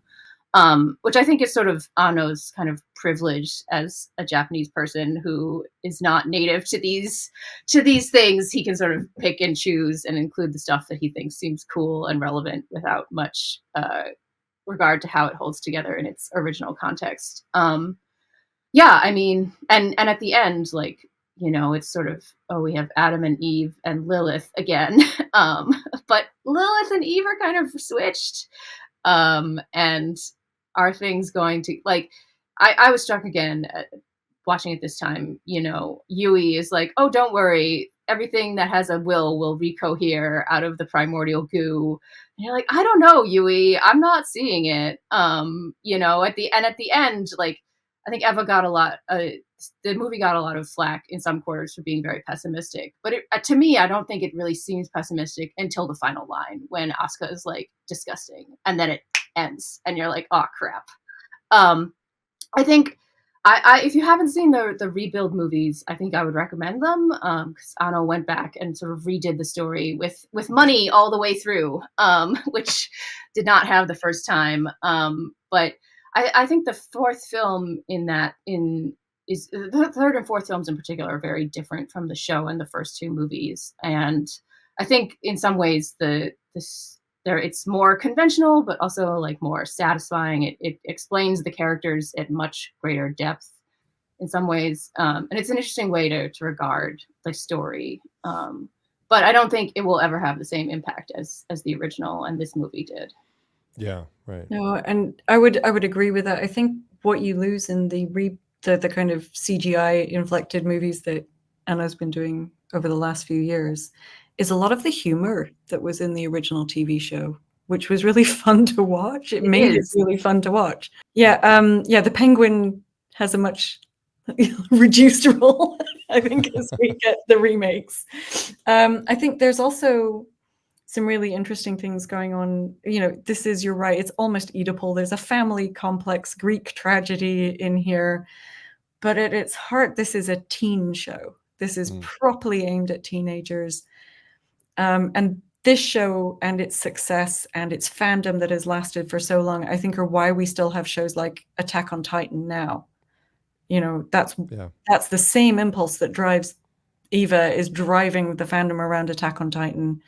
There's a vicious nihilism in it at times, with the unmaking of people and unmaking of humanity, but also with a real sense of teenagers feeling stuck in a particular moment in time. And I think that goes back to 1990s Japan, the end of the bubble economy. You've had the Aum Shinrikyo attack quite recently on the Tokyo's underground, which has sent shockwaves through Japanese culture. But just the kind of rising youth unrest as well, again in the 1990s, which is finding an outlet through popular culture and things like Evangelion. And it's interesting because it's animators like Anno who are coming out of the fandom into animation as an industry, who seem to be driving a lot of that in Japanese animation. And again, TV animation is then becoming film animation, and film animation has got this interesting relationship narratively back to the story, where film is making things more grandiose, technically, often aesthetically more beauteous, more movement, but there is that shift in genres at the same time that goes from the kind of moving genre map of the TV show into something much more kind of serious for the film here in Evangelion. That's really interesting. And that's what seems to be retained, is the tone of the movies going, although different as they go into the rebuild series. Yeah, I mean, it is a giant robot show, but the giant robots are really freaking creepy. Like they're extremely organic. Right. They bleed. Yes. Right. Even this.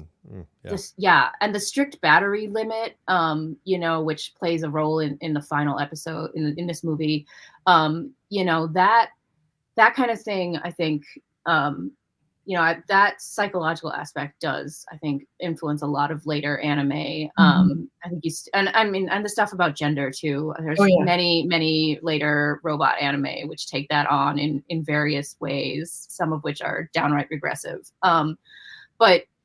But yeah, I mean, I think, that youth unrest and the sense of things, that nihilism, I think economic conditions in Japan haven't really changed meaningfully very much. Real incomes have been flat for 30 years. So I think that's part of what has sort of fueled this same, like the repeat of those motifs in pop culture, is the fact that, things are still not great in a lot of ways. So, I think it's a great show.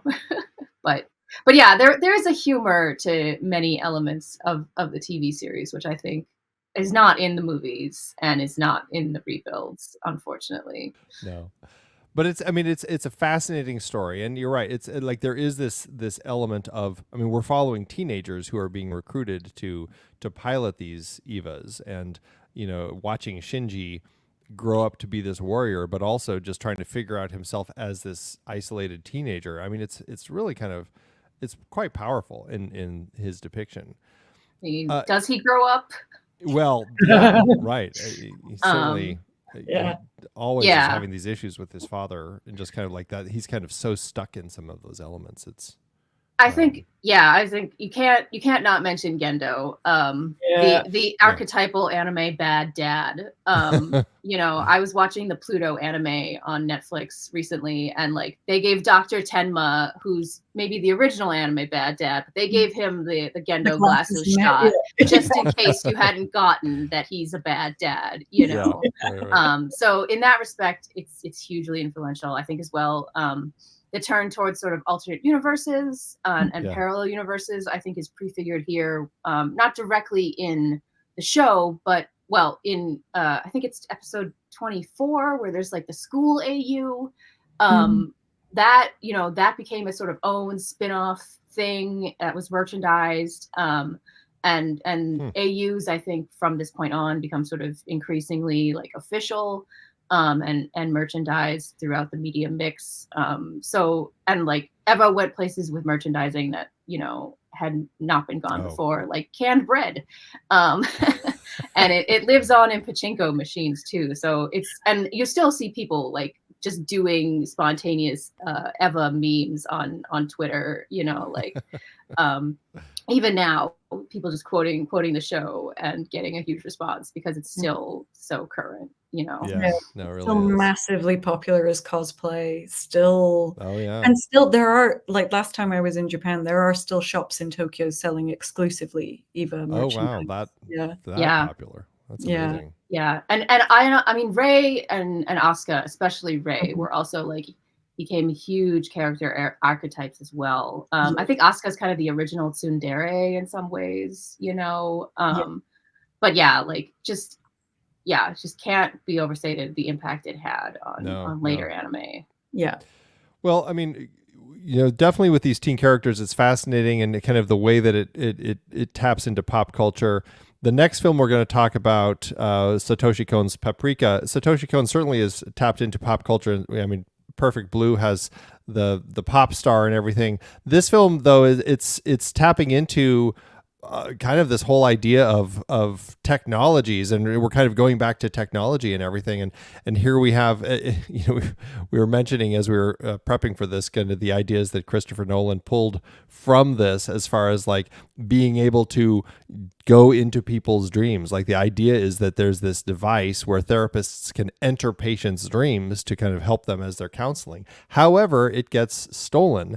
And so this brilliant therapist has to navigate, as the film progresses, increasingly blurring lines between reality and the dream world to figure out who the culprit is and to capture that person. And over the course of it, her character becomes Paprika, this character, as she goes into these dream states. And what a fascinating film. I love all four of Satoshi Kon's films. This one is just beautiful in its depiction of the dream world and how everything is kind of exploring. But we're going back to this idea of a lot of these psychological themes. We're pushing the boundaries, certainly, of anime storytelling here as the dreams kind of explode into the real world. But I think that it's important at this point to kind of talk about like how we're starting to see, especially over the next few films that we're going to be talking about, we're seeing a shift in the filmmakers and the style of films and what anime is doing. How does this one play for the two of you? Would you believe it only cost $2.5 million? Wow. Crazy. There's a lot of less. things moving on the screen. Kon was not necessarily well liked in the industry. He had a reputation for being very sort of acid-tongued. So his movies never really got kind of the success that I think most people would agree they deserved, at least in Japan. He made Perfect Blue, and then he got the funding to make Tokyo Godfathers because like one super fan of Perfect Blue was a producer. So he was always operating on these shoestring budgets, and he developed the technique of doing extremely detailed storyboards, like the most detailed storyboards probably ever. Because then he would do all the storyboards, and then they could just, he would do layout, he would do design, he would do many other aspects of the film in the storyboards. So you could go from that to the animation very easily. And also, I think in all of his films, but especially Perfect Blue and this one, again, like there's just reusing shots over and over in ways that work. You know, in Perfect Blue, it illustrates the sort of psychological breakdown between reality and her mental distress. But here, it's, you know, reality versus dreams, which are also movies. They say explicitly very early on in the movie that like dreams are movies, which I think for me was one of the pleasures of sort of going back and watching this film. Paprika at one point tries to say that dreams are like the internet, and it's like, no, dreams are not like the internet, especially not like the internet as it is now, and not really like the internet as it was then either. But dreams are like movies, and the figure of the cop, who I'd completely forgotten about, and the way the movie ends with him going to see a movie again after having experienced this psychological rapprochement with his past. I think that's like really, really great. But yeah, I mean, I love all of Khan's work, The ending of The Exorcist. Like after all this dark stuff, the two of them go off to like they're talking about movies all the time. I'm like, it kind of had that strange that feel of like, oh, okay, yeah. The importance of movies in people's lives, no matter the horror or the craziness that they're going through. But that is a Satoshi Kon trope right from the get-go, right from Perfect Blue. He's making films that are about the permeability of screens, about windows as reflections, about TV shows, about reflecting, like people acting in TV shows, having that impact on their mental health, but their everyday lives, to Millennium Actress, where he's literally got an actress going back through memory of making films to her own memories, you know, and there's a permeability between memory and film there again. You know, so here he's kind of refined that idea one more time for the sake of science fiction, and in doing so invokes some really interesting things. So in this movie, you get a hyakiyagyo, which is a night parade of demons, but done in a dream form where it's toys instead of demons. So there's fascinating ways where he's taking traditional Japanese arts and culture and repurposing them at the same time as he's making permeable screens that people are passing through and in and out of. The credit sequence for this movie alone is well worth a proper thinking about, because in it you get this lovely sequence in which sometimes Paprika is really Paprika, sometimes she's a projection of Paprika that people can see or not see. So it's this wonderful back and forth and playful approach to the audience and our expectations of the character and what she should and should not be able to do. And again, you can't do this outside of animation as well as it works in animation.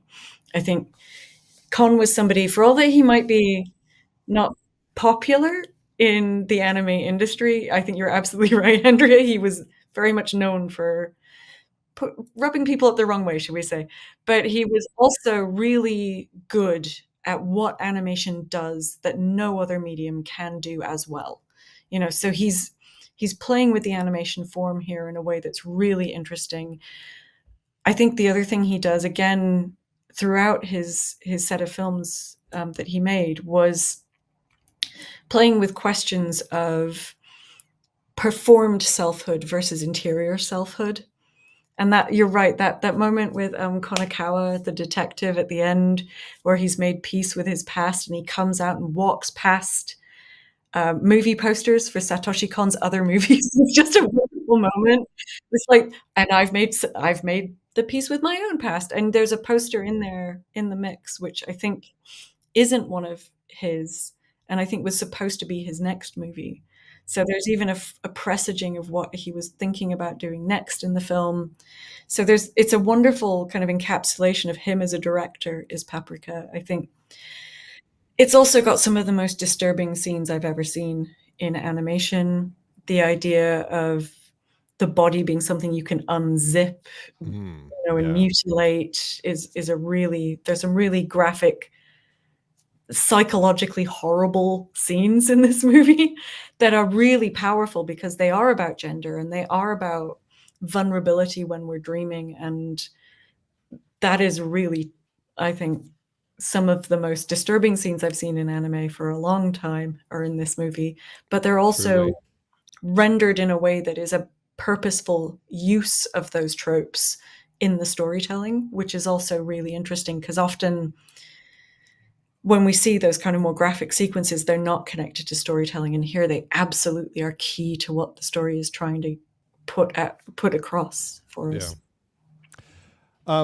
The next film we have on our list, we've got two more, and I know we're running a little long here, but I would definitely want to touch on these ones. Summer Wars 2009, made by Mamoru Hosoda. This film, I hadn't seen it before, a little tricky to track down, but it's a fascinating film, and I wasn't sure where it was going to go, because we start with this high school student who has to, it's one of these movies where he has to, pose as a boyfriend for this girl who's going back to her family's house on a trip. But in the process of all of the kind of what seems kind of like rom-com antics in the process of this, there's this powerful AI that this high school student accidentally unleashes on the world with this online platform, and it starts wreaking havoc. And then he and this girl and her family end up working together to stop it. And it never was going in a direction I expected. And I had such a great time with this film. I mean, it was such a surprise.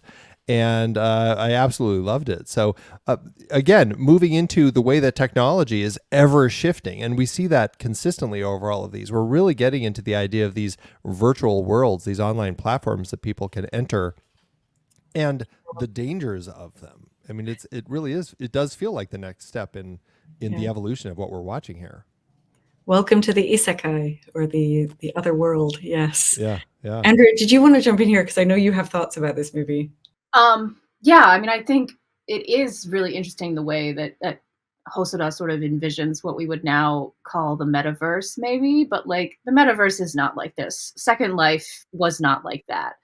In animation, it can be way more than it is in the real world. And I think maybe in some ways, people who are trying to make the metaverse a thing, like this is what they want it to be, but it's not there yet, and it's not clear that it ever will be, at least in our lifetimes. But yeah, I mean, I love this movie. I think it's probably my favorite Hosoda. But just the way, the protagonist goes back to Nagano, to this like ancient family, and there's this running joke where they're always talking about how they fought the Tokugawa and lost, and every time like they have more soldiers in the story, and the ways in which like you see sort of old and new Japan, and also like the genders within the family sort of come together at the end to beat the AI using this traditional Japanese card game, which is the love interest, the girl who is the scion of the family, who brings the guy along to pretend to be her boyfriend for her great grandmother who's turning 90. She's the one who plays the card game against the AI and wins. So I do think, I was watching it and I was like, oh, they couldn't have made this after 3/11, because, at the end there's a meteor strike, but it's okay. It just makes an onsen spring next to their house, or not a meteor, a satellite, and the ways in which like public services are shown to work and to help people, I think, which were exposed as being, that's entirely fictional, during that disaster and subsequent disasters like the recent Noto earthquake.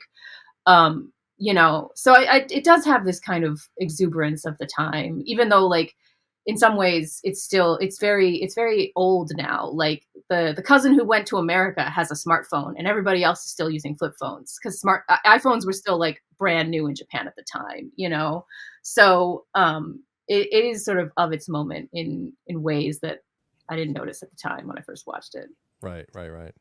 Yeah. I mean, I watched this movie in Japan when it first came out. I remember sitting in a cinema, and it was amazing. And, the lights went down. The first thing it does is Welcome to Oz. And I was like, I'm sold. This is great. But the way it plays with the idea of computer technology is fascinating. So the irony that runs through this movie is really great as well. So the evil AI is called Love Machine. Like it's... Right. And it's a very interesting moment in Japanese history. It's the first time, I think, since the Second World War finished, that you get a party other than the main Japanese political party in charge. And it's for all of a couple of years. But this is in that moment of flux. So the movie has a kind of soft nationalism to it, a kind of let's work together, let's pull together as a nation and a people. And I think that's what Andrea very much is picking up on.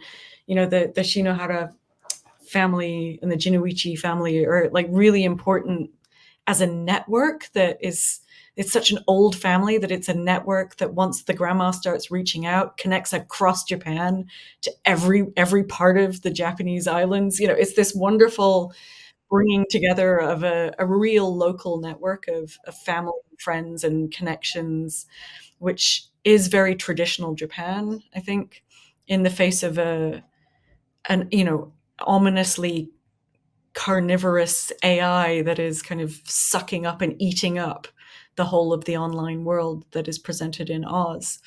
So there's this really interesting thing happening there. I also love that it's mental arithmetic and the Kenji Koiso, the main protagonist's ability to do maths in his head is kind of gets a nosebleed, you know, that allows him to go up against a generative AI again that is supposed to be almost omnipotent. So it's a really interesting thing. I love, again, the balance between tradition and futuristic technologies here. The use of Hanafuda is fantastic. And again, if you want to think about Japanese video games, there's a history of video games in this movie. So Hanafuda was the card game that Nintendo was famous for making before Nintendo made video games. Oh. And so there's links, there's little nods to people who know their computer culture in this movie all the way through. But I love that it's such a bamboozling game that the AI can't keep up with the girl that's used to playing it. So Natsuki does this great performance of the oddity and the rule-breaking ruliness of Hanafuda card playing, which is just wonderful. And I've got to say, for me, there's some beautiful moments of computer animation in this movie. The uses of colored outlines that aren't just a typical black outline in the Oz space are absolutely gorgeous. And we see that again in Belle, I think. Sure, yeah, right. We were talking about that before we came on and Belle is interesting for the way it kind of amps up some of the beautiful aesthetics created for Oz in Summer Wars. But I love the way this movie plays with the idea of traditional animation is the real. Oz is the fantastical other world that is online only. And so using those two really clear, distinctive styles for these two worlds within the movie works really nicely for me. I think it's a beautifully made film in that regard. It's a really smart way to blend the different animation styles. And, you know, animation has been evolving, certainly, and we definitely see that in anime. Just connecting to the point of the satellite and the kind of the destruction there, just as we head into the last film in our discussion, Your Name, Makoto Shinkai's film, this is another film that, you know, we're in this kind of magical realism sort of space. We've got a girl who lives, I don't want to say in the country, but not in Tokyo. It is the country. It is the country. Okay. Yeah. Okay. And a Tokyo boy, they end up swapping body when they fall asleep. And then they're trying to navigate in each other's lives. They end up forming this connection as they figure out what's going on, even though they've never met. And then, of course, we get this shocking realization that happens. And that's the thing that, you know, as we find out what actually happened to her as he goes to meet her potentially and finds where this this asteroid had hit and kind of wiped out her entire community. And it's a fascinating film. Again, kind of over all of the themes of everything we've been talking about, we're coming back to nature. We're coming back to a sense of these different worlds that we're portraying, the country, the city, and you know, devastation as people are learning to deal with something like this. And then as we're wrapping this up, as far as our conversation goes, over all of the course of all of this, we're getting to this particular film, and obviously anime has continued, but we're ending here in our discussions. How has anime been evolving to get to this point, and where does it go from here? Oh man, again, hard question. Yeah, all in the context of Your Name, which I know you two haven't had a chance to really discuss about that one either. But I mean, it's a great movie. I love it. I saw it in the theater. I was living in Japan at the time, weeping like a child at the ending. I think It is very explicitly actually about 311. And that's tied, it comes in the period of the comet that features, it's 1200 years, which is the length of time between earthquakes, between major earthquakes on the fault that caused the great Tohoku earthquake in 2011. And I think arguably too, you could say there's, the female protagonist is the scion of this shrine family that's been, keeping the shrine and doing these rituals for all this time. But the grandmother says, we don't actually know the meaning of these anymore because there was a fire 200 years ago. And you can connect that, I think, too, to some of the sort of local knowledge that was ignored or lost about, the tsunami in 867. There were marker stones that showed that the waves went as high as they did, but people didn't believe them. So, I think, it is about sort of coming to terms with disaster and moving forward ahead of that. And I made a kind of flippant remark that I think like Shinkai's 3 movies, like this one, Tenki no Ko and Suzume, are like denial, bargaining, and acceptance. And I'm not sure whether this one is denial or bargaining, because at the end, through this strong sort of otherworldly connection that they forge, they are able to save the day and rewrite the past and save the village. The people, not the physical village. The people all wind up moving to Tokyo. But like obviously that's not how it is in real life. But I think that's part of the beauty of this movie. Like the idea that love could save everybody. And that, these 2 characters, they do manage to work it out, and they do manage to, they have to get through to the girl's estranged father, who's the mayor. He was adopted into her family and then left when her mother died. So there's sort of all this kind of backstory. But yeah, like it does work. And I think that's part of why it was so popular. It had this story that people wanted to be true, and plus the music, like Rad Wimps, they did great. So and they've continued to work with Oshii. They're in Suzume too, so not Oshii, Shinkai. But yeah, so it's a great movie. I really love it. Yeah, this is a movie that the more you dig into it, particularly in Japanese, the more it keeps giving you back. There's an idea of musubi, tying, in the movie that runs like a thread, like literally, which means tying, but it runs as a thread through the whole film, from the kumihimo weaving that is being done by the women of the shrine, right through to the red, you get the kind of red thread of destiny that ties Taki and Miki together through the movie. And you get this kind of play with words all the way through the film, which is about layers and tying and connection that is very deliberately worked through the story. So even I think the town is called something like Itomori or Thread Town. Yeah.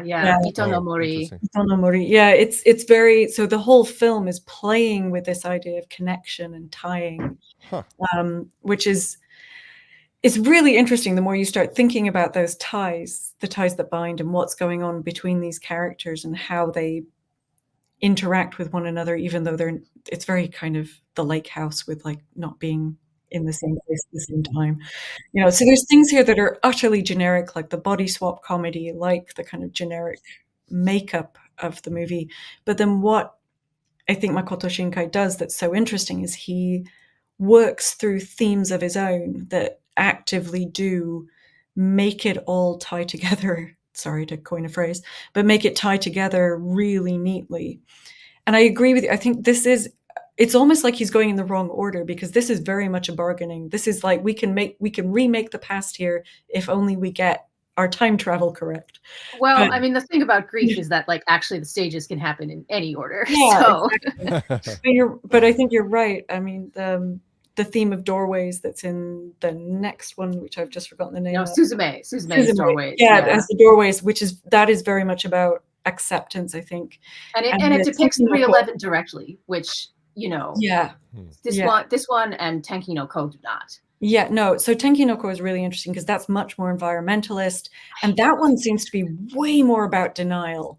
That Yeah, was like, we just refuse to engage with this. I actually really dislike Tenki no Ko because of the way the message shakes out. I think you can easily read it as like climate denialism, and I actually almost walked out during the credits, which is like a huge thing to do. I was in Japan again, and like in Japan you sit through the end of the credits, and I was like, no, I'm out.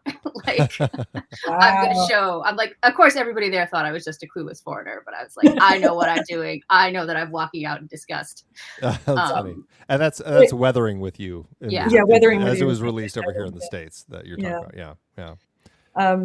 But again, in Weathering with You, what you do get is this repeated use of Shinto shrines as other spaces where magic is possible and things can happen that are out of the ordinary and out. So you could tie that right back to Totoro again.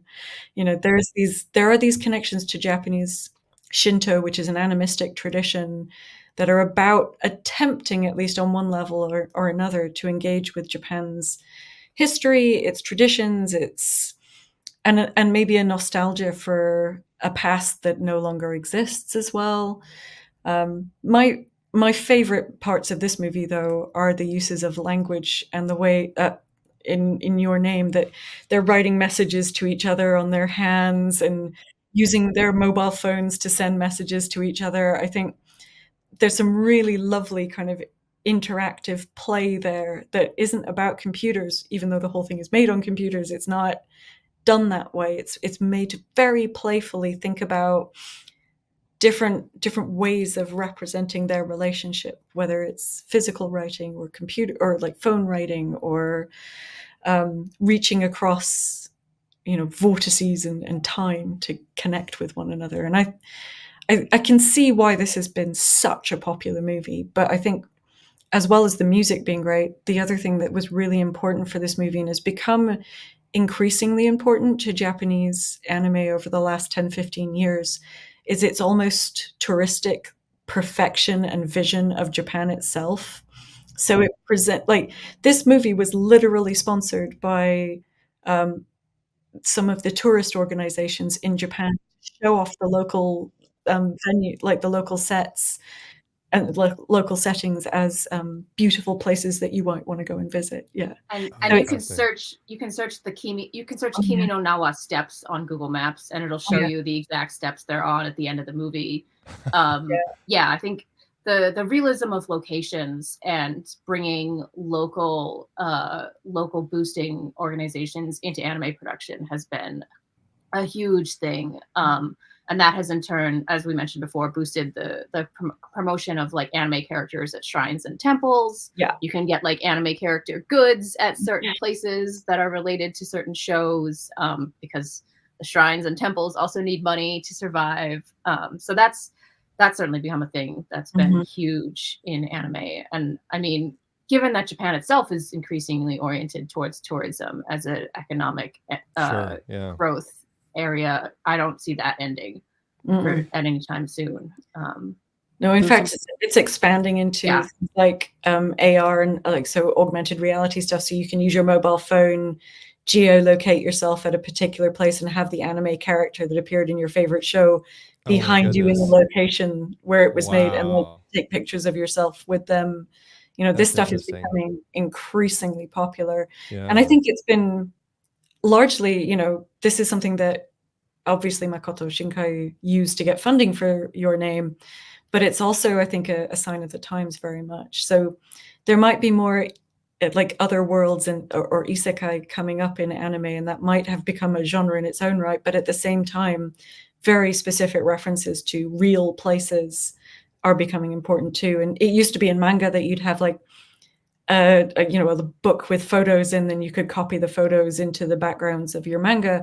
Now it feels like we're almost doing that in anime as well. Yeah.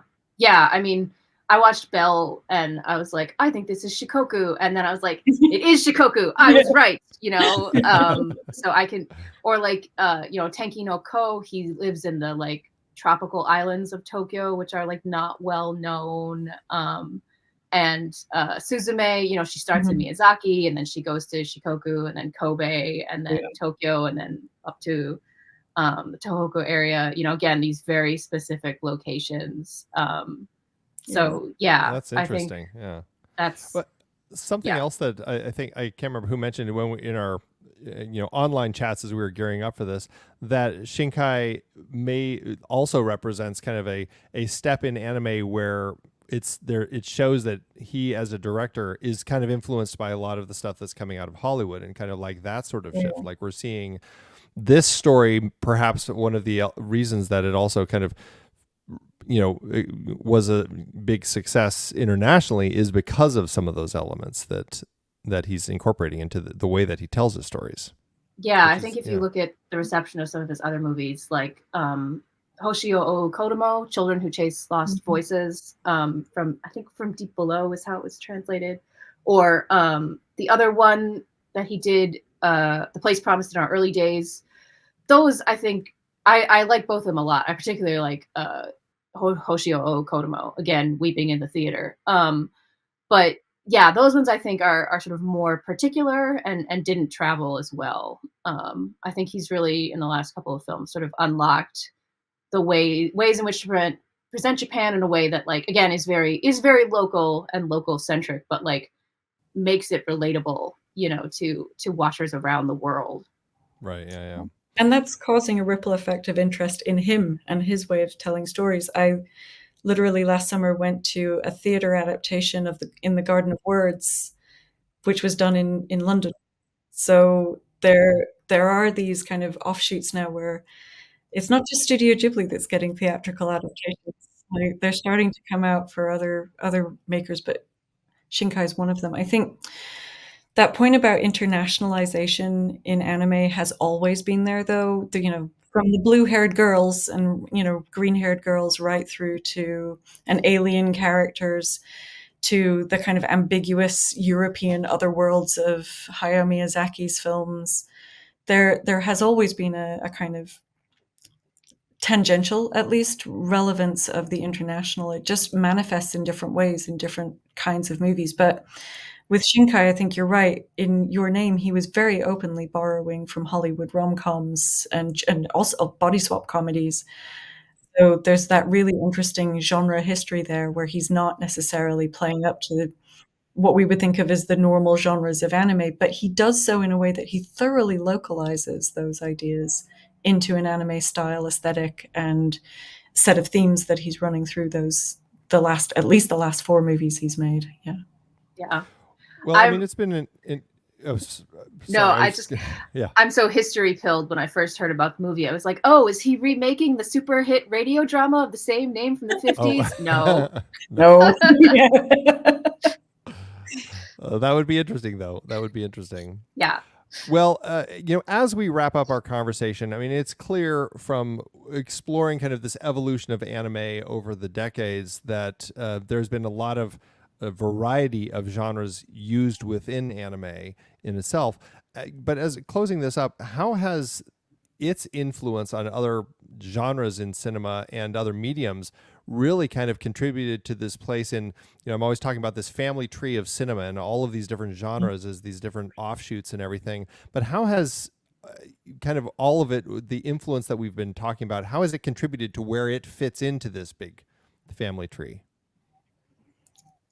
I think one of the things you've picked up on repeatedly as we've been talking about these movies are intersections between anime's interpretations of genres from around the world, be it sci-fi, be it, I guess, romance and comedy, like the localized versions of that and how they work then internationally to inspire other filmmakers and other genres is really important. There's definitely a feedback loop here between anime genres and other forms of genre. But I think there's kind of 2 things I would raise there as really important. Because anime has been outsourcing to Asia for such a long time now, you're starting to see anime style being done by companies across Asia. I mean, is it Studio Mir, Andrea, that's doing great Voltron remakes and stuff for DreamWorks? I believe so, yeah. Yeah. So you're starting to see that anime-inflected style appearing even in American remakes. Yeah.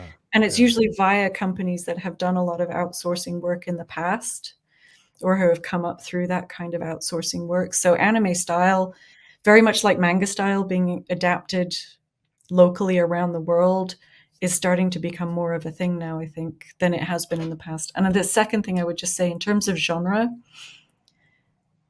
anime, I think, is wonderfully indiscreet. So a lot of the kind of genre shifts we're seeing at the moment are because anime is interacting with other mediums, in particular video games. So there's been a lot of interplay between video games and anime of late. I'll be really interested to see when that starts to kind of get picked up on and used in other places. I think, very much like we're seeing at the moment, a whole raft of podcast inspired TV show hits. We may start seeing some of these kinds of adaptations. But, and just one final word on this is, like, there are still real efforts being made to get live action adaptations of anime and manga hits to be successful around the world, many of which are missing the mark. I look at you, Death Note, but some of them, like One Piece, are starting to break through a little bit and get a bit more love from fans. So I'd be interested to see over the next 10 years or so if that ever succeeds in a regular way as a kind of accepted form of adaptation into live action. I'm not sure it will. I think what we get in anime or manga to anime to live action in Japan is much more of the kind of really successful ones are ones that don't fit into those mainstream genres. They aren't based on the big hits. So something like, just trying to think of an example, Sakuran, the beautiful film that was made by Mika Ninagawa a few years ago, is based on a manga by Moyoko Anno, who was married to Hideaki Anno. Fabulous manga, fabulous, beautifully designed kind of answer to Memoirs of a Geisha, made into this brilliant kind of pop art almost version of a live action movie. But it really takes a visionary director, kind of like someone like Mika Ninagawa, to kind of come along. And I'm thinking I'm getting her name right, but it takes someone like that to come along and interpret the manga into their own vision and have a kind of vision that works alongside it, for me to get it to really, really speak to audiences. But we shall see. It's an interesting right. future, perhaps.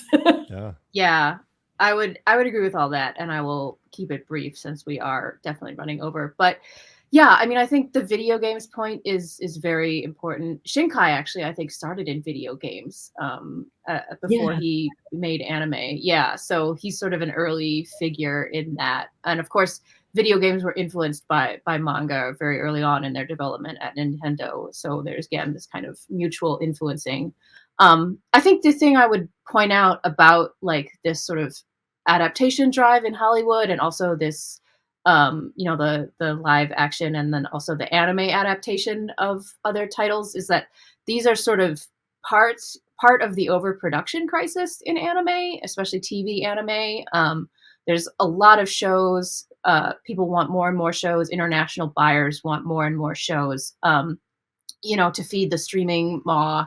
And people in the industry are getting extremely burned out. Jujutsu Kaisen, for example, the second season has been notorious for the animators going on Twitter and basically saying, like, I want to die. This is unlivable.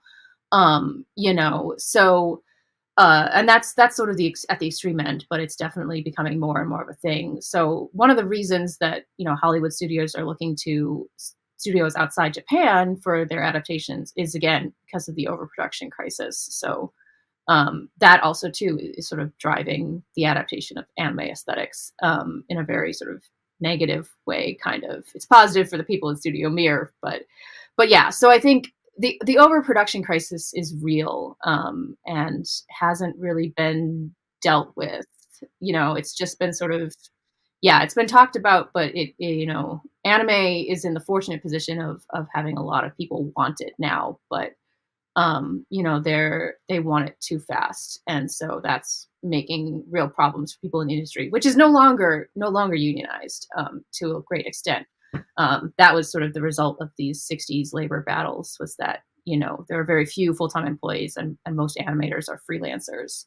So that, I think, is something that will eventually come to a head, and something will have to change. But how and why, has yet to be found out. But yeah, I think in the meantime, anime continues to be extremely popular.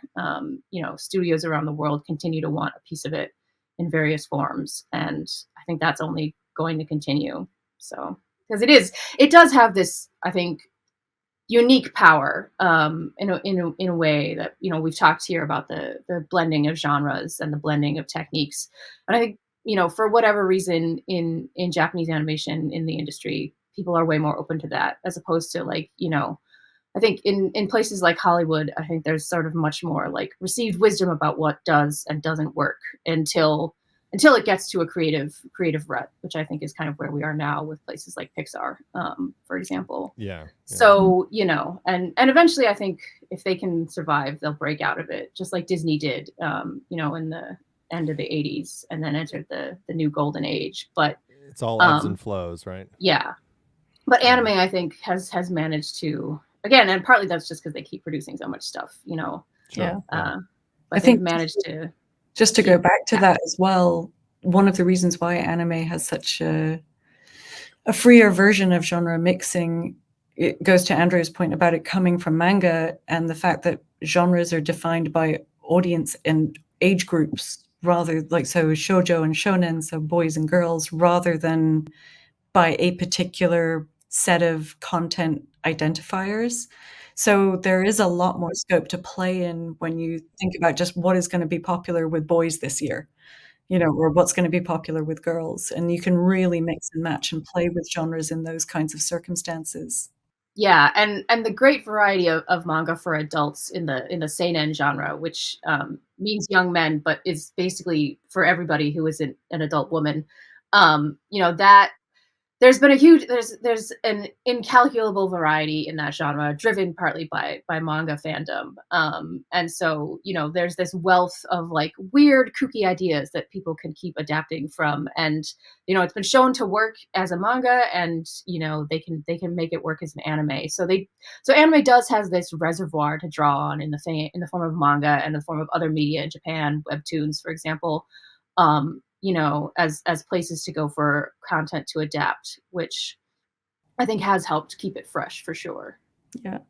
And if those streamers are and if those streamers are so desperate for content, as we've noted today, it's quite hard to get hold of some of these texts. I know. Right. They could make it easier for fans by licensing these movies. Summer Wars was not on streaming. Macross, Hakujaren, only the bad version, definitely there's more they could get. Like, go get it. Absolutely. Right. Yeah. Well, Andrea, Rayna, it has been such a delightful conversation with the two of you, exploring anime, walking through the evolution and the changes of it, and really thinking about it as a genre or a type of arm in the cinematic family tree that fits a lot of genres within. Thank you so much for being here and being part of this conversation. Before we take off, do you have either of you have anything you want to plug? Andrea, do you have any place that you want people to go look at what you're up to? People can check out my website. I just started a newsletter. I will be doing more stuff as hopefully the book comes out next year. So yeah, thank you. Absolutely. And we'll make sure links are in the show notes for everybody so you can check there. Rayna, how about you? I don't think I said earlier, but I'm a professor here at the University of Bristol in the UK. If people want to get in touch, I'm pretty easy to find. My email's on the website. And just to say again, thank you, Andy, for having us on. It's so great to have anime featured on your podcast. Thank you. Yeah, thank you. It's been a thrill. I really appreciate it.